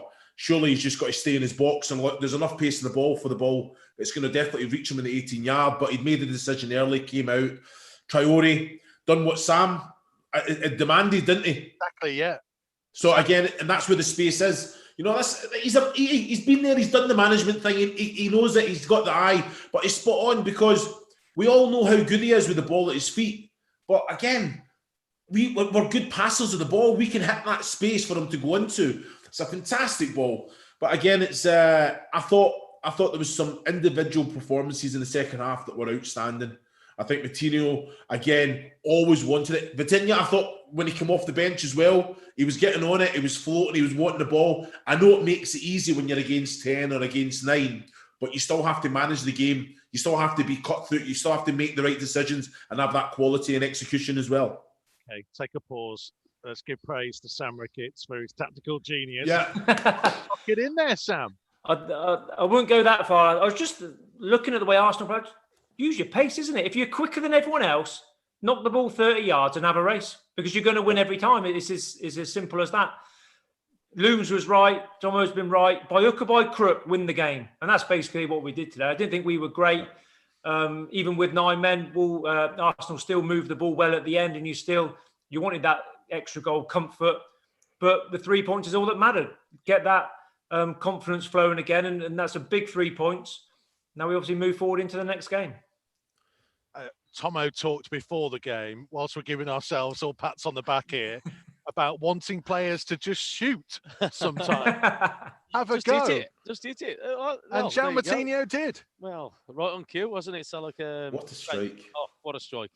Just saying, when you're watching it, as soon as he hits it, you're thinking the keeper's not getting that. I know it's gone in off the post, but what a strike from 30 yards from him. Again, it's not bad, is it? He only scores goals like that, so it's not bad, but could do with a few more of them. Well, you think about it. You look at Nelson Semedo in the first half. That was dealt with. The second half there was Willian Jose had one from distance, either side of the goalkeeper. I think that's troubling Leno. So I think, and then obviously the young lads came on, and Neto's pulled a couple of saves out of them. So we do have players that have that quality, but you don't always have to play it into the net. You don't always have to play it into the 18-yard box. We've got players that can properly strike the ball. So you know what? And what a fantastic strike that is. The ball never moved. You just seen it. It was just he struck it so well. Leno thought he had it covered. He's but what a fantastic goal that is. And he was a different player, Sam, after the goal, wasn't he, João Moutinho? Suddenly, he bossed it. Power of a goal. Is everyone's player, isn't it? Confidence is everyone's friend. And when you've got it, you play easier. It was the same as Coutinho against Chorley in that space, because the way Wolves are quite pragmatic in how they play and quite cautious sometimes, but they end up with the shooting area in that middle goal a lot. And then we've got the players to take advantage of it. And everyone's right. Shoot more, especially when you can strike the ball like that. And it was as true a strike as what you'll see. It was very impressive. It's only his 3rd goal of his Wolves career on his 123rd appearance tonight. He whipped a free kick in from way out wide at Bournemouth last season, which seems an awful long time ago. And he smashed one into the top corner at Old Trafford with his left foot. So he's clearly got it within himself to be able to score some beauties. He looks, I know when you watch him play, he's a fantastic player, but he doesn't look like he can strike the power, like he can shoot from that far out. But he proved tonight he can, to be fair. He's got it all, hasn't he? Even the distance that he covers, you just don't think. And I know when you have that extra man, it's the perfect game for him because he's got the pass, he can execute it. But he was all over the place, and it's so important. And we've got that quality in the middle of the park that just want the ball. Move it quickly. When we move it quickly, we are a threat to anyone. But we just need to get into the habit of making sure that that's how we start all the time. It doesn't matter if it's 11v11. Arsenal within 4 or 5 minutes today could have been 2-3-0 up. It's a completely different game. You have to make sure you start like that, no matter if you've got an advantage or not. And I said to Mikey as well, so maybe we got a little bit of luck today, and clearly it was with the way that things went, so especially in the second half. But you've got to take things. You've got to make sure that you punish teams when you have got that extra man, and we had an extra 2. But again, so you can talk about the goal all night. So what a way to win a game.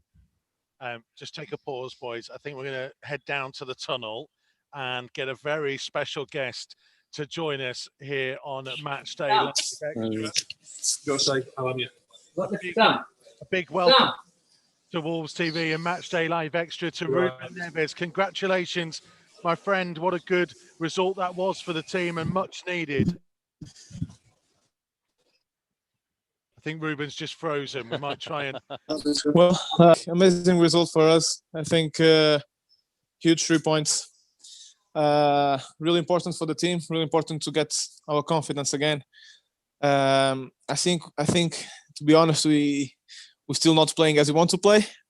But today the main thing was winning the game and get the 3 points for us because we needed that. what was said at half time, Ruben, because as you mentioned in the first half, Arsenal had some really good opportunities, didn't they? And you needed to kind of get to grips with it and with the man advantage in that second period. Yeah, like I said, we're still not in our best form, but when we pass through moments like we were, the main thing is to get the results, and then the confidence will come. So fortunately today we get the 3 points, really important for us, really happy for the team. We deserve that. We've been working really hard. It's not easy to work when we are in moments like we were on the 10 games that we had before. So really happy for the team. Let's hope the confidence get back again, and we can get the results back in the future. Ruben, I have to say congratulations on the new arrival as well at the weekend. Thank you. You're sitting saying about the team not in good form, but I'm looking at your stats tonight. 90% pass accuracy.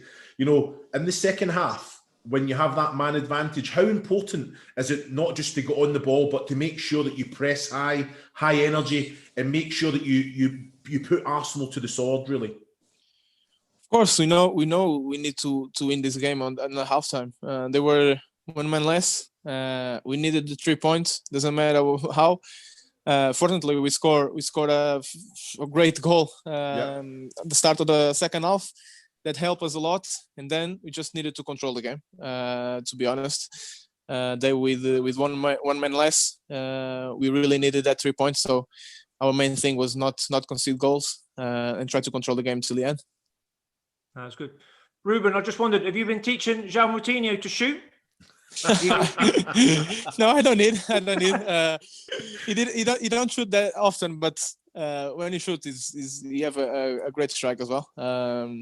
Was an amazing goal. I saw it from behind. Yes. Really good shot. And like I said, he helped us a lot because it was on the first minutes of the second half, and then we just needed to control the game to the end. Yeah. I think you end up in those areas a lot in the game with the ball. Are you encouraged to shoot, especially with your ability, or is it one where you think, well, we'll keep possession, we'll keep the ball moving, and shoot a little bit less, because you have very good quality to shoot from distance, maybe more? Well, it's about decisions during the game. To be honest, I think I had some chances to shoot, but on that moment, I thought the most important thing was keeping the ball, and try to have a little bit more time with the ball, because that way we can control a little bit more the game. So that's what I said. It's all about decisions in that moment. Sometimes I decide to shoot, but I always try to look to the best decision for the team. Yeah, Ruben, so look, I heard that the players had a meeting in the week. What kind of things were brought up in that meeting, and what was said? Well, that's I think a private conversation between us, but we needed to talk because win the game. That's what yeah, that's all we wanted, is to get back the 3 points to our team. No, of course we all know we are not doing good enough. And like I said to you, it's not easy to work down at the results, and it's really hard when you try to do your best, when you do everything you can in training sessions, in the games, and the results are not coming. So I think on here we can see how big we are as well, because we try to bounce back all the time.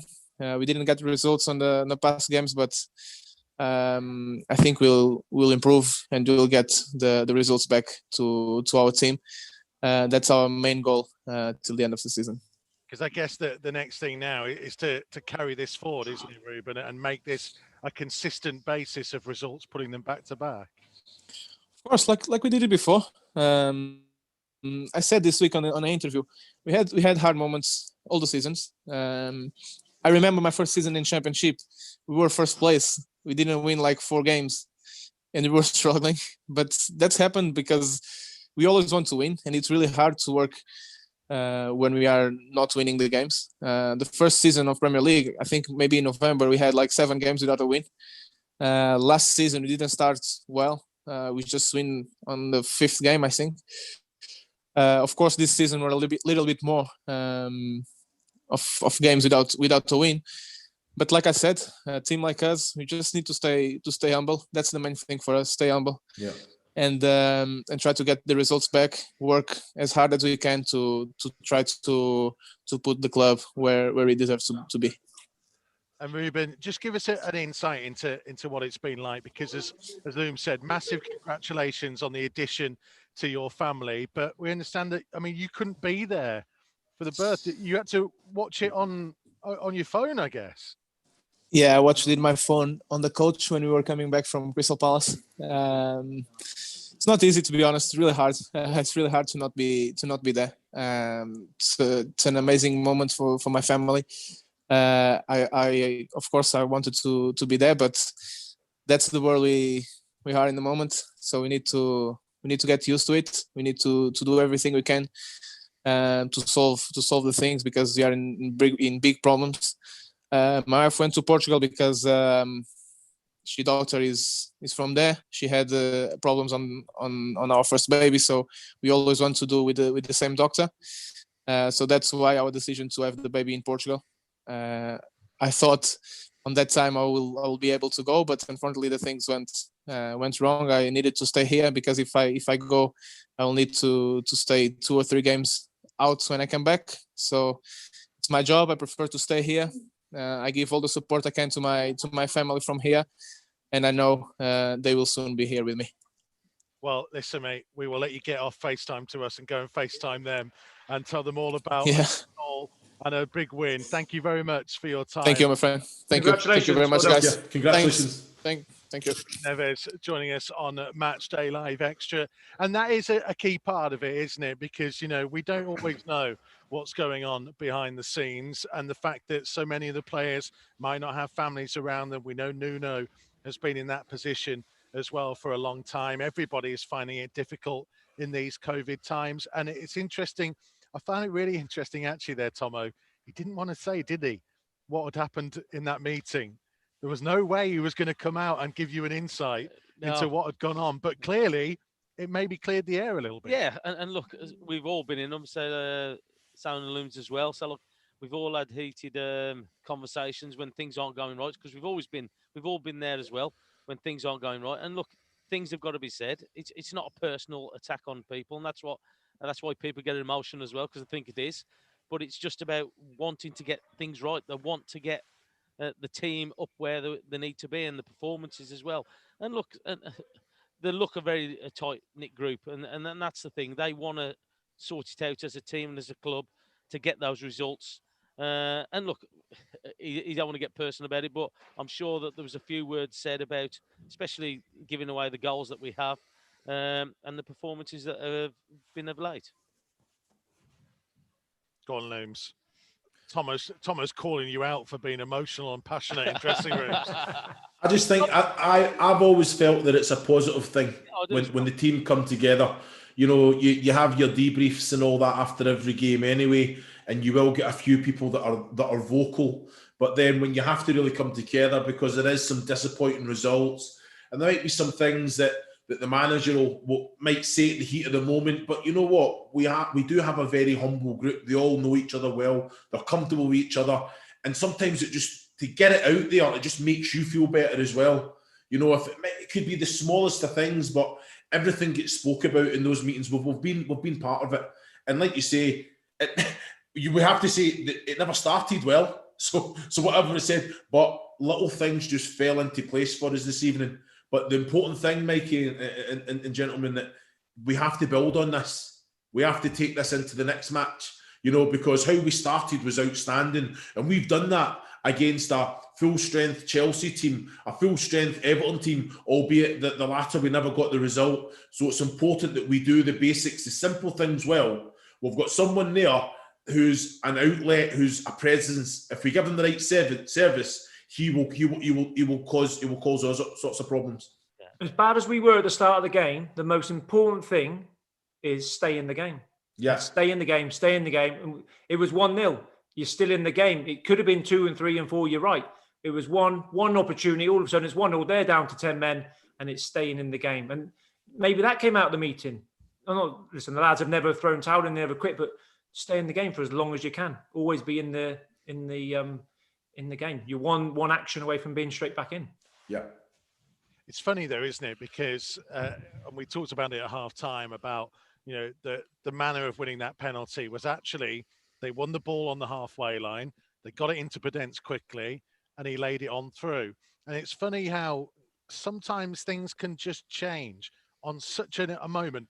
And I thought towards the end of the game, Chris Uelemo, that if you think about it, David Luiz has played a gigantic part in Wolves' season, really. It was the challenge with Raul Jimenez back in November, and then the challenge on Willian Jose, because if he doesn't make that and Wolves don't get the penalty, if Willian Jose doesn't score, then we're going in at half time and we would have been fuming with that first half performance, and who knows what would have gone on and happened.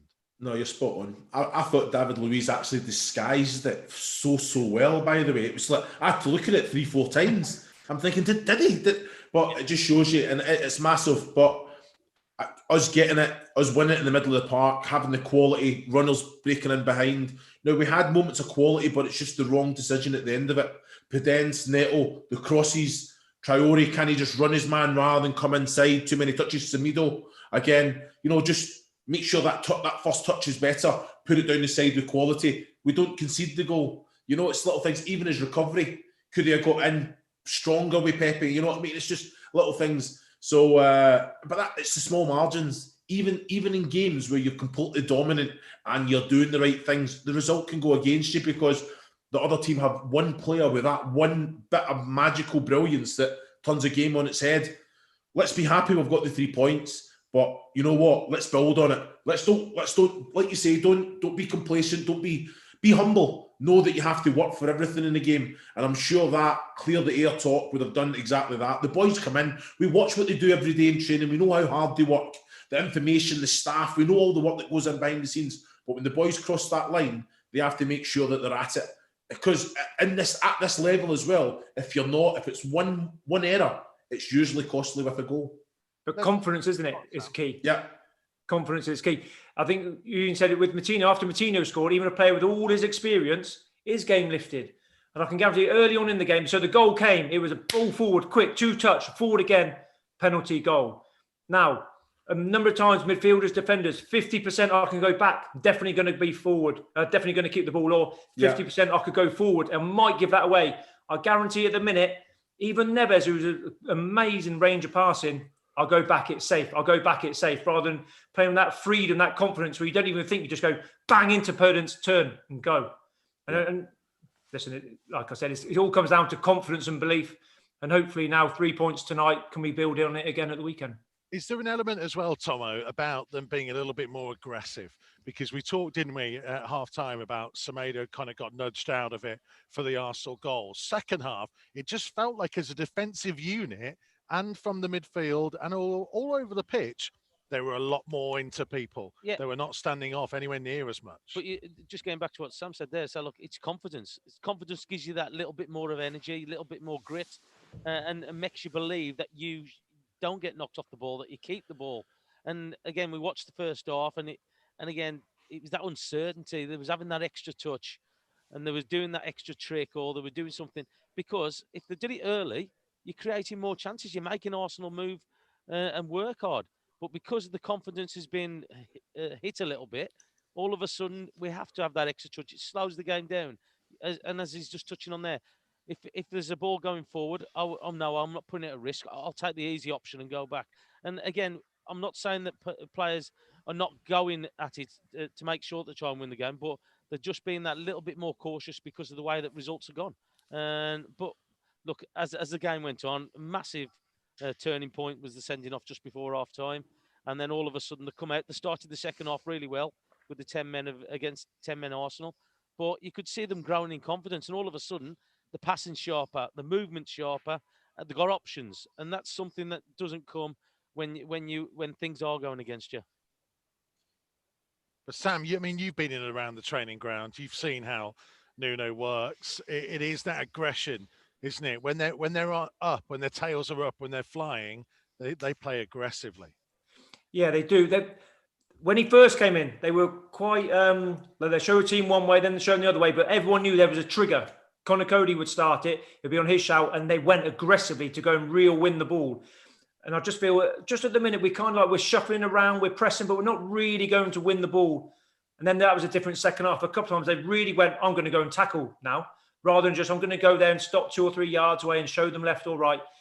Getting that last yard, go and actually win that ball. And I think that was the big difference between first half and second half. And the more you can bring that into the team, and Looms is right, it comes from the back. The back have to squeeze up. They have to talk to midfielders. Midfielders talk to forwards. And get that pressure right on up the top of the pitch and put teams on the back foot a little bit more.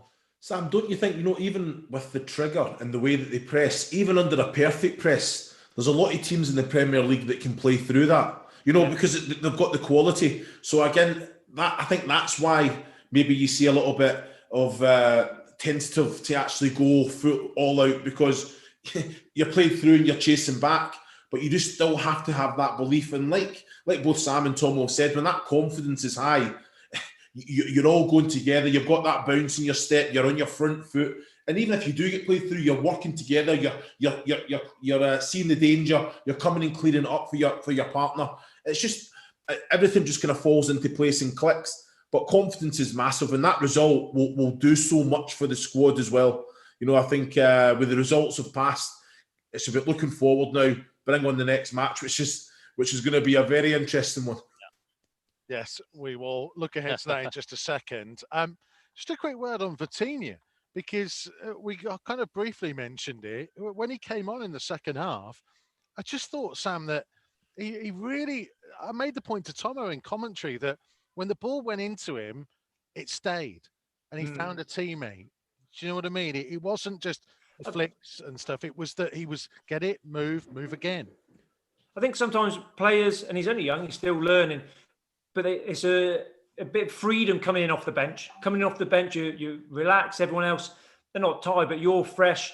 And as soon as you have that first good touch, first good second touch, oh yeah, go on, I'll get it again now. I'll get it again and again. And then it breeds with it. But the freedom to come in and play and get on the ball, basically, and do what he needs doing. What would have been lovely was him scoring at the end. He tried to give the keeper the eyes and roll it in near post.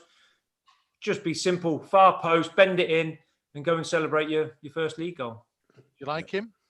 I do like him. I think he's got an awful lot about him. I think he obviously will. The big thing with Nuno is he improves players. We've seen it. He improves players over time, and he can be that one. If we're going to play with someone just behind the forwards, I think that's a big position for him, or someone in midfield with a little bit more creativity going forward. Then Donker arrives in the box, but he doesn't do what he can do with the ball. So he's something a little bit different for us. It's about him and Pedence, really, the only two that can really do that in that little slot there. Has he played his way, Chris Iwelumo, into a potential starting spot this weekend? Because there will be some interesting decisions to make moving forwards now. Do they stay with 4 at the back, or do they go back to the 3/5? And how do they accommodate these players into this starting lineup? Yeah, you know what? He's done himself no harm. He'll come away from it. Probably, we all kind of critique our own performances quite harshly as well. So he'll think, I should have scored. He'll come away. You'll look at the negatives before the positives. Yeah, he was outstanding. He kept his ticking over. His movement was great.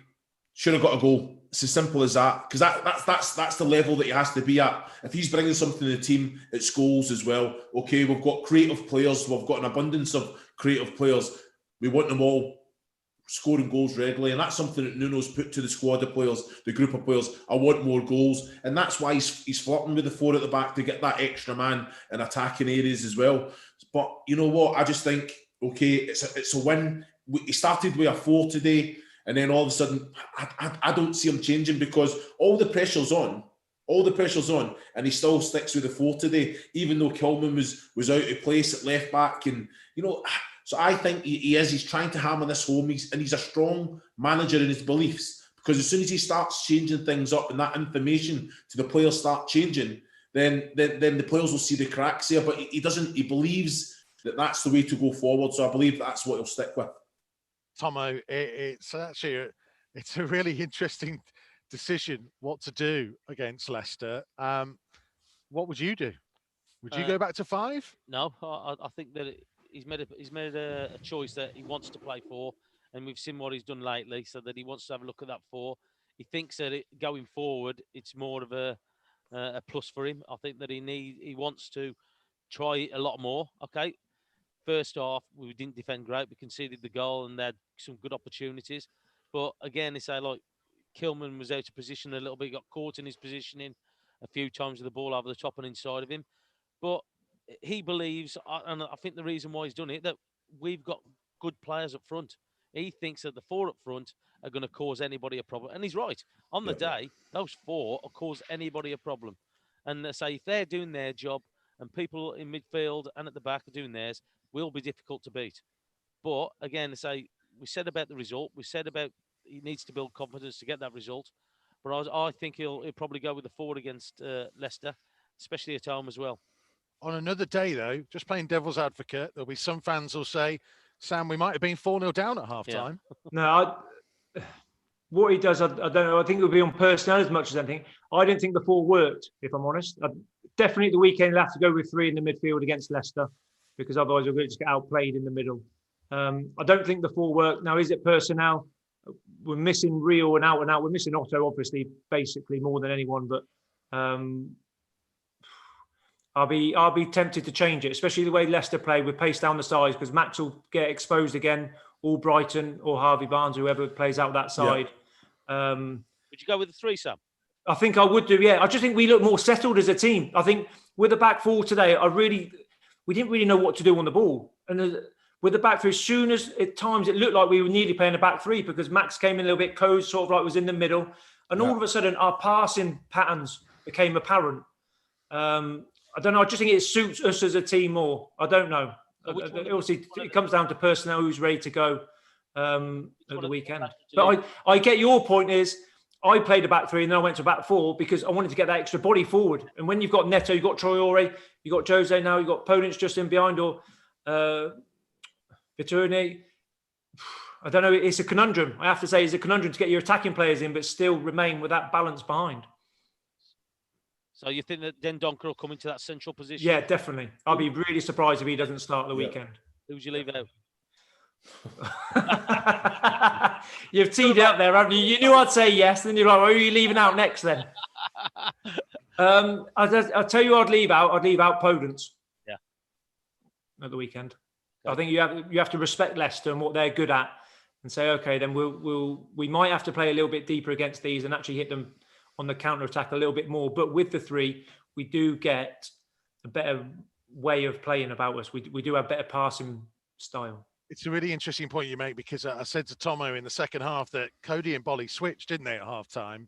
And it's interesting hearing you talk about that being in part, I guess, because we kind of thought, is that to help Kilman out, to talk him through it? But maybe, as your point, about the passing angles and who is naturally there to take it off each one.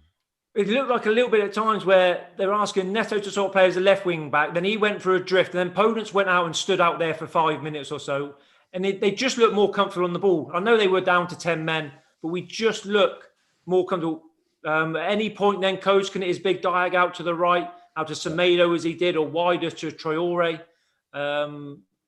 With the ball, because it's so ingrained in them, they're more used to it at the minute. That doesn't mean they can't get there with the back 4, more work, more playing and getting used to it. But it's just they're more used to playing in the back 3 at the minute. That's all.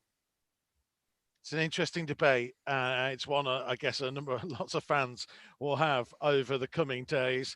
We talked a lot about Willian Jose, Looms, before the game. John Hartson was our guest. If anyone missed it, you'll be able to go back and watch on the official Wolves YouTube channel to hear a little bit of what John Hartson had to say. What did you make of him today? I know it's your first kind of real chance to sit and watch him for 90 minutes. Yeah, I like him. You know, it's one of them. I think obviously in the first half, his link-up play, his hold-up play was good enough. He was feeding off scraps, in fairness.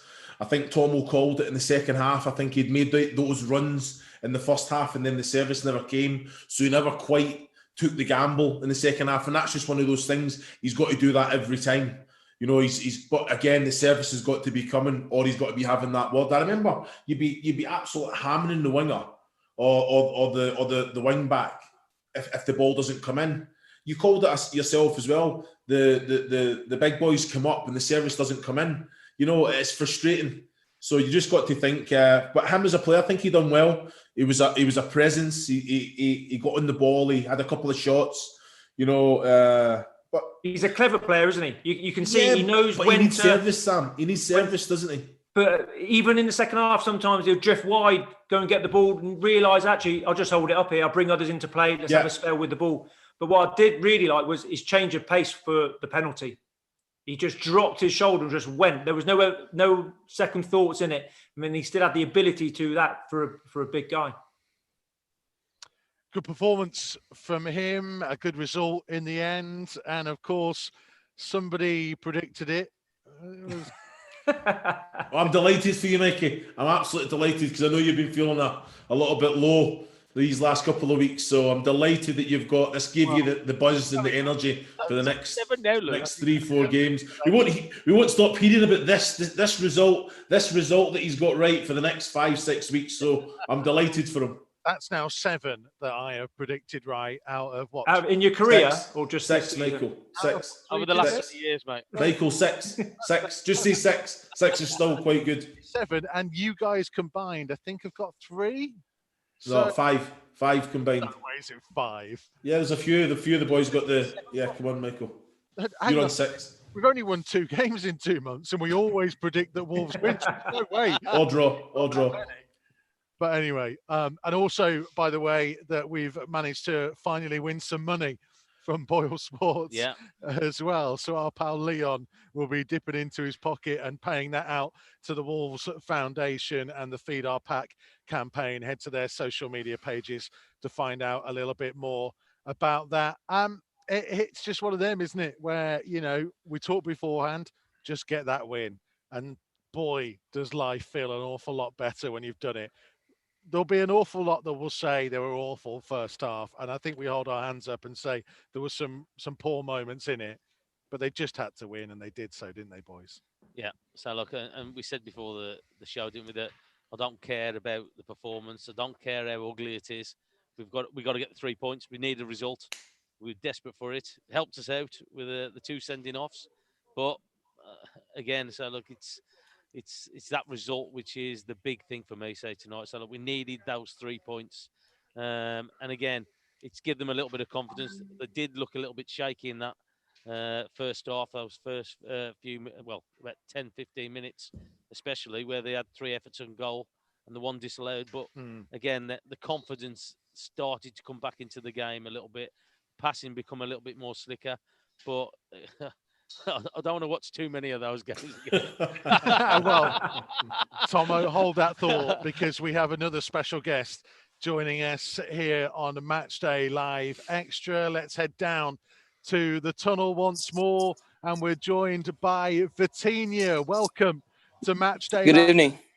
My friend, congratulations. What did you make of that important result for the team? Thank you. Like you said, it is a very important result for the team. Everyone else said, we need that confidence of a win, and today we give our best and try our best and hope, and we are happy to get the win. We always talk, fans always expect teams to go on and win when you're playing against 10 men, and I guess especially against 9, but it's not always that simple, is it? So what did you have to make sure that you did right in that second half to get the win? Yeah, it's like you said, it's not that simple, but we made it simple by playing simple, by do our things, our tasks like the coach tell us to do. And we got the goal of João, incredible goal that help us to be sure of the game and be patient with the ball, because we had the 2-1 lead, but we couldn't hold our back. We had to go for the third, and we couldn't, but we got the win. We couldn't because I couldn't. I still can't forget it. I will have nightmares with that. I said on commentary that you were too close. You're only used to scoring from 30 yards. Yeah. It was too easy. It was too easy. That was the only thing you didn't do when I thought you played really well. You played with freedom, confidence, and it was only the goal that you got wrong. Yeah, like the team, I myself need confidence, need minutes like I had today to show what I can do, and with a lot of games and a lot of game time, I'll get to show my abilities and what I can do for the team more. And with confidence, the player it's different. It's another thing. And I didn't get the goal on the end, but next time. Yeah. but I can explain what I wanted to do.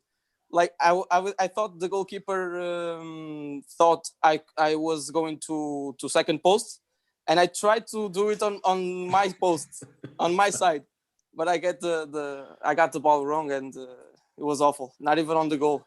Fucking hell. Go on, Looms. I was just going to say, Vitinha, what would you say that you're learning a lot, training with the players like Ruben and Matinho? Are you learning a lot from these experienced players? Yeah, a lot. Like, they are Portuguese too, so it's easier for me to get along with them, to understand what they say, what I can do better, and I gain a lot of confidence too. But I gain a lot of knowledge with them, because they are two excellent midfielders, and I can get a lot from them if I'm clever, and I'm getting a lot from them, and I hope I'll grow even more with the help of them and everyone else. And what's it like playing under Nuno here as well, Vitinha? I guess you'll have seen him at Porto a couple of years ago, and then seen the job that he's been doing here. What's it been like coming over and joining what's been happening? Yeah, it's great. Like you said, I was on Porto when he was the first coach. I was on youth team. I don't know if I was under 16 or 17, but I was there, and I watched him on the first team now, and I watched all his I don't know how you call all his games, and the Wolverhampton games and seasons since he's been here, since he since he won the championship and came to the Premier League. So it's great to work with them and to other players that are very good, and I only watch them on the big screen, and now I'm here with them, and it's perfect. I want to grow more, like I said. I want to play and help the team, because we got today the win, and it will give us confidence for the next ones, and we deserve it because we work a lot. It's the element of the Premier League, though, isn't it, that you don't have too much time to celebrate this one, because you've got another big one coming up at the weekend. Yeah, like you said, it's game after game. It's very quick. We have to enjoy the win today till we go to sleep. After tomorrow we'll concentrate on the next game, and what we can do to get the win again. I really appreciate you coming in and speaking to us. Congratulations on the win tonight. Thank you. Very well. Thanks a lot. Congratulations, well done. Thank you. Congratulations. Thank you. Good to see Thank you. Bye. Talking to us here on Match Day Live Extra. Talks well, doesn't he? Talks very well. Yeah. Yep. He might have said a rude word in there, by the way, and we do apologise. Obviously, it's not before the watershed or anything. Obviously, we're online and stuff. If you're offended by it, we apologise. In the heat of the moment, learning a new language and probably been taught some naughty words. That's something Luz would have done, Matt. But we apologise anyway. But he seemed a confident young boy, Sam. Really confident. He did. But he's very assured in himself, isn't he? That was what I liked about him. He seems to be very aware of where he is, and he's aware of to learn off the players, and really driven to improve. Obviously, he's come here to play football, surrounded by Portuguese as well, so that helps him settle in. But he seems a very mature and a very self-aware of himself as a person, but also as a footballer. Yeah.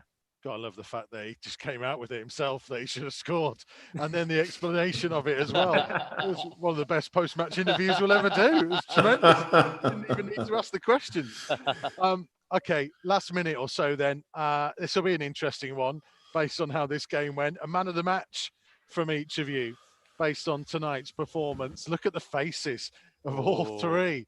This will be a hard choice. I don't think you can look past Moutinho just for the fact that he was behind everything, wasn't he? He was getting it down. He was making his play. The wonder goal that came at the exact right time. And it's not just, I guess it's his organisation talking all the time as well. You know, in the ref's ear, you know, getting Leno sent off red. It's all part and parcel of it. You know, I thought he was, second half, I thought he was outstanding. Tomo? I thought Moutinho did better in the second half. I thought Traore down this right-hand side as well. I thought Cedric's still looking for him, I think. It's like the way he was going, he was just chasing after him all evening, especially the second half. He was just knocking it round him. He must have been listening to you, Sam. So, You'd be the first person who did. I didn't want to say that. But yeah, I'll give it to Traore. I thought, say, Moutinho played better in the second half, but I thought the Traore. Well, forget about the first half for everybody. We'll just think about the second half. For me, I think you've got to give Moutinho a shout for his goal, but I'm Willy Bolly again. I just think the blocks he gets, is even right at the end there, Aubameyang, he's blocking it. The final ball into the box, who's heading it out? It's Willy Bolly again. He's just in the right place at the right time so many times. No, he's a big player for Wolves. So he gets my man of match again. Probably leaning again because he's a defender. I like to look after the defenders. What are you saying, Mikey? It's a very difficult one. I think because the first half was really disappointing in certain elements. But I think what I liked in the first half was I thought Ruben Neves was quick to make first time passes, and even when things weren't quite going so right defensively, there were a couple of times, there was one especially first half where instinctive inside of his right foot pinged it out wide to Pedro Neto. Really important for him to get that goal as well from the penalty spot because it was a big moment. Good penalty, wasn't it? It was very good penalty. And so I think I would give my man of the match to Ruben Neves. So it's a first. That's a first. All four different players. Yeah, it was that kind of night, wasn't it? It was. Yeah, could have went anywhere. It's a mixed bag, wasn't it? It was that kind of night. We've won money for charity. We've won a football match. We've seen João Moutinho score a goal and at Molineux, which has never happened before. And I just want to finish off by just reading out this from Kev Baker. No, this is a good one. So Kev Baker got in touch because John Hartson pre-game gave a right old bit of stick to our boy Sam Ricketts, saying that he had no left foot. Kev Baker said Sam Ricketts, Rotherham at home, League One, left foot to make it 5-4. This is why I didn't need to say anything. I'll just let the Hearts have his say. Brilliant. Sent him a message. Yeah, that's my best mate. Good lad. Top man. Boys, really enjoyed it. If you joined us late and you missed Ruben Neves talking to us, or Vitinha talking to us, or John Hartson pre-game, you'll be able to watch and listen to all of this back on the official Wolves YouTube channel. Make sure you check out the social media channels because we've got a great view of that João Moutinho strike as well. 5'7" of football heaven delivered at Molineux, and Wolves won for the first time in 2021 in the Premier League. A base to build on and keep charging up the table. Thanks very much, boys. We'll see you soon.